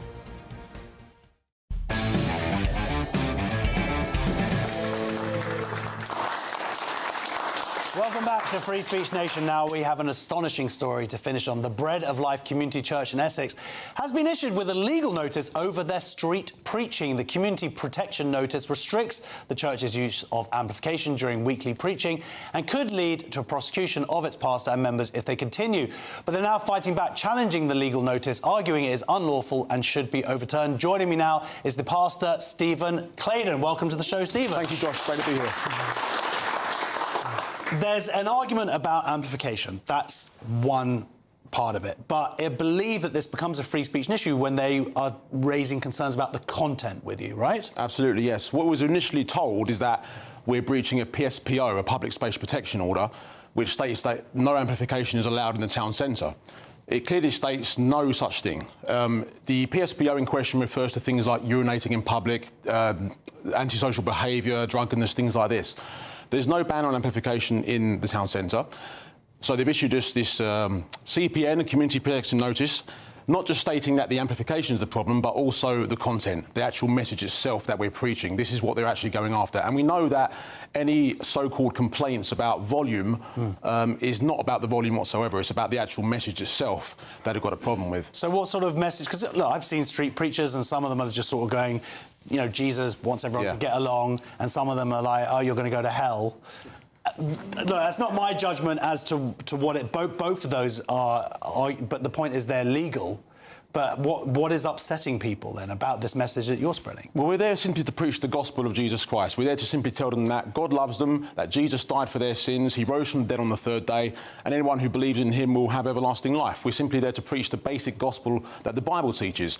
With that, of course, there's obviously warnings about the consequences of rejecting that message, which the Bible speaks a lot about, and that, of course, you know, is eternal judgment, which we are being targeted for preaching. We're preaching this message that if you believe in Jesus Christ, you'll be saved, but if you reject him, there will be eternal consequences to face. That's a strange contradiction here, because I imagine the people who are upset by what you're saying don't believe in Jesus, so they wouldn't necessarily believe they're going to go to hell. This is so what's the problem? This is the problem, is that a lot of the people who don't like what we're doing, they're not believers, they don't believe in heaven, they don't believe in hell, yet they still get offended and have a problem when we speak about things like hell. And that, like you say, is a complete contradiction because, you know, they claim they don't believe in hell and yet they're offended by the mention of the word. So it clearly shows that there is something in them that does believe. Now, are you part of a sort of pastor community? Because it seems from what I read about these issues is that there seems to be an escalation of this kind of councils and the police shutting down public preaching, particularly Christian public preaching? Well, this is rather an unprecedented case because it's the first time that a council is going after an established church. 9 times out of 10, the preaching that you'll see on the streets is from like groups of individuals who go out preaching the gospel together, and that's great. But it's the first time really that a church has been targeted, an established, recognised ministry. We're registered with the Charity Commission as well, and it's really the first time that a church is being targeted simply for going out preaching the message of the Bible. And like I say, it is more about the content itself rather than just the volume, because you see loud things in towns all the time, buskers, loud cars backfiring, all this kind of thing. People have to put up with lots of noise all the time, but they don't complain about it. They only complain about the preaching of the Bible. So do you think that you'll prove the point by not using amplification and just preaching the message then? Well, right now we are ceasing the amplification whilst this court case is going through. So we've been told we're not to use amplification, and we're also to cease using intimidating language, to quote the CPN. And until this court case is settled one way or another, we're simply preaching open air like they did probably in Old Testament times or New Testament times. But I just call it Testament times. Of course, That's a joke. Well, look, good luck with it. Please keep us informed. Big round of applause, please, for Pastor Stephen. Thank you. Colchester City Council said it would not comment before the hearing. Well, thank you for joining us for Free Speech Nation. Thank you to my panel, Aideen, McQueen and Cressida, Wesson, and to all of my brilliant guests this evening, and of course my live studio audience. Thanks for coming in, guys. If you want to join us, please go to gbnews.com/tickets. No, I like a little applause there. Stay tuned for the brilliant Alex Armstrong tonight. That's next. And thank you for watching Free Speech Nation. Take care. But you can applaud that. Yeah. Good stuff, Josh, good stuff. Yes, look, on my show tonight, bombshell illegal migrant story that you haven't heard anywhere else on the news today because, of course, everything has been spoken about Donald Trump and that assassination attempt at the White House Correspondents' Dinner. We will talk about the toxic rhetoric on the left on this show and whether or not they're the ones driving political violence, not just in America, but in Britain too. So bombshell stuff coming for you this evening on Alex Armstrong Tonight.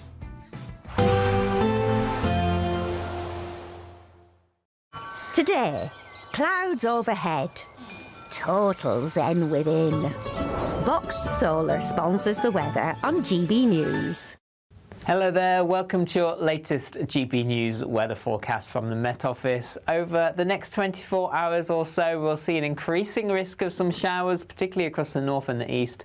Some of these will be heavy at times. Looking at the bigger picture, high pressure generally is in charge of our weather at the moment, so showers will be slow moving, hardly an isobar on the chart indicating light winds. For the rest of today, variable cloud across England and Wales overnight, 1 or 2 light showers possible, but most places dry with clear spells.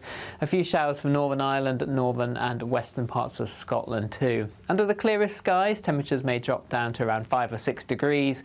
In the countryside, a little lower than this as well. So it's a mixed start to Monday morning. Fairly cloudy skies, showers across northern and western parts of Scotland from the word go. These continuing through Monday morning, 1 or 2 of them on the heavy side. Some sunny spells though down towards the borders, and across Northern Ireland some sunny spells but also a scattering of light showers.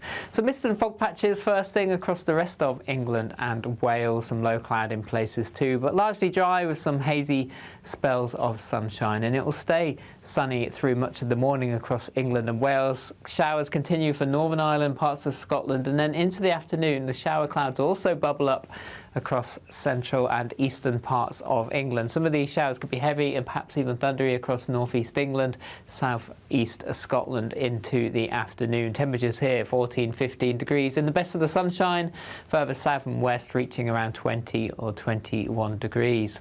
A cooler and cloudier picture is likely on Tuesday, turning quite breezy across southern parts of England. Some showery outbreaks of light rain in places. Best of the sunshine across Northern Ireland, northwest Scotland, and temperatures a little lower than recent days. But that sunshine returning through Wednesday and Thursday, and temperatures rising as well. Today, clouds overhead, total zen within. Boxed Solar sponsors the weather on GB News. It's the final week to see how you could win our biggest prize of the year so far. You could be driving away with your very own 4-berth camper van. This Benny Van 122 could give you the perfect getaway this year. We'll also give you an incredible £25,000 in tax-free cash. Lines close on the 1st of May, so make sure you don't miss out. For another chance to win a camper van and cash, text prize to 63225. One entry costs £2.50 plus one standard network rate message, or text bonus to 63225. 5 entries cost £5 plus one standard network rate message. Go to gbnews.com/win. Entries start at £2.50. Call 0903 686 3232. Calls cost £2.50 plus your network access charge. Or post your name and number to GB20 PO Box 8690 Derby DE1 9TT. Entrance must be 18 or over. Lines close at 4 p.m. on the 1st of May. Please check the closing time if listening or watching on demand. From the school run to the home run, watch a new show for all of Britain. So he can say whatever he wants. A straight talking show where all voices are heard. And, you know, when are we going to stop talking about smashing the gangs and actually do it? With the stories that matter from every part of our country. There's a bit of a crash landing there for your Chancellor. Bold, fearless and standing up for you. That's me, Martin Daubney, 3 p.m. till 6 p.m. weekdays, here only on GB News. The People's Channel, Britain's news channel. As soon as it hits 11 and the headlines come in, the Late Edition brings you the breaking news from all the front pages. Because the news is going to happen. So get a head start today. Patrick Christie's tonight, Late Edition. Alex Armstrong tonight, Late Edition. From 11 o'clock every night. Only on GB News, the People's Channel, Britain's news channel. Hi, I'm Michelle Dewberry, and my show is your opportunity to cut through all the noise and dive in headfirst to some robust debates. Ideas clash. Situation, no, isn't it? No, Because the failure is you're deliberately avoiding my point. Nothing's held back, And if you think this is the end of it, wait for more. and we do not shy away from the difficult stuff. Sometimes I want to shake people and say, if only you understood. So join me on Jubes and Co weeknights at 6 p.m. only on GB News, Britain's news channel. Join me, Nana Akweer, for an informative, interactive news programme with a difference. It's fun. No, he didn't say that, Dave. I'm so surprised. I think there's an element of truth to that. Join me from 3 p.m. every weekend, only on GB News, Britain's news channel. Breaking news, live updates, stories that matter. From the heart of the GB newsroom to every corner of Britain, with our team of dedicated journalists across the UK. GB News bulletins are there to deliver the latest news that matters to you. Bulletins on GB News, the People's Channel, Britain's news channel. The GB News audience is different, it's unique, because they see through the nonsense. We want to debate with each other, we want to listen and maybe learn. We have a chat. That's what we do. We try and have a chat. They'll watch my programme while they're eating their tea, they'll watch breakfast while they're busy getting their kids ready for school. We want to hear what matters to you, what is news for you. And what's brought you out here today? What are the biggest issues affecting this particular area? The audience are the best thing about GB News. Their friends, their family. They're people who need to have their voices heard. They're passionate about the channel, they're passionate about what they believe in. The one thing about GB News is you get a chance to speak. Talk to me about why so many people have gathered here today. Do you want to say something back in return? The GB News audience is what makes GB News special. It's incredible to see. They shape our programmes, they shape our output, and they shape our channel. That's what makes us the fearless champion of Britain.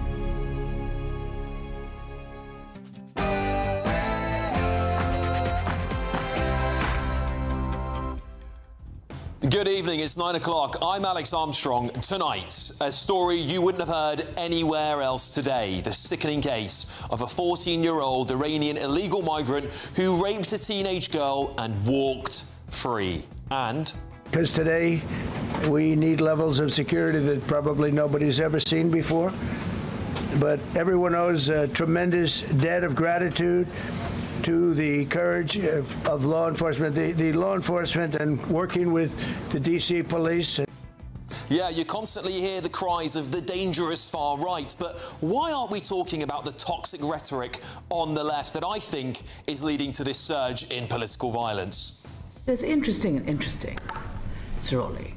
I mean, there's interesting and Peter Mandelson's life and the threats that he may have had to the British state. And with our government engulfed in yet more Starmer psychodrama, who actually is preparing the country for medicine and fuel shortages that might be on their way? Are we totally leaderless? Will the Prime Minister do the right thing and vote in support of our veterans, not against them?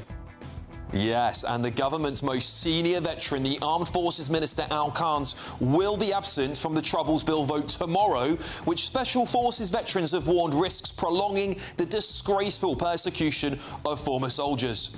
Watch out, massive fatties, the Lard police are in town. Yeah, they don't make TV like that anymore, do they? Well, it comes, of course, as a paramedic has been sacked after mocking an overweight patient by saying she likes eating chips, and more chips. Do we need to bring back shame, or is it completely cruel? We're going to be debating that very shortly. I want to address this right now. Online, there's a certain story brewing that inside this costume is actually Harry Styles. I don't really know what to say. Do you think he's under there? Let me know what you think. gbnews.com/your say.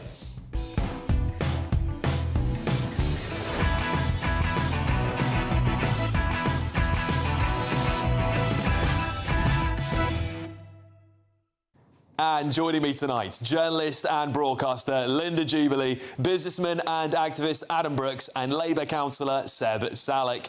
And if you think you've had a bad day, check out this clip of Mike Bushell on BBC Breakfast. That's what you did. Come on, Rossdale. Something like that. Come on, you Dale. No, not at all. Oh, it's just so bad.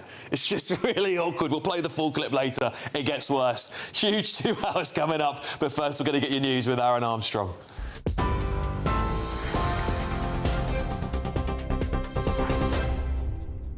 Thank you, Alex. Good evening to you. It is 2 minutes past 9. Our headlines. Donald Trump and members of his administration were the likely target of last night's shooting at the White House Correspondents' Dinner. That's according to the US Attorney General Todd Blanche. The president and his wife Melania, as well as members of the US cabinet, were evacuated from the ballroom at the Washington Hilton Hotel after gunfire was heard in the lobby. One Secret Service agent was shot, but was saved by his bulletproof vest.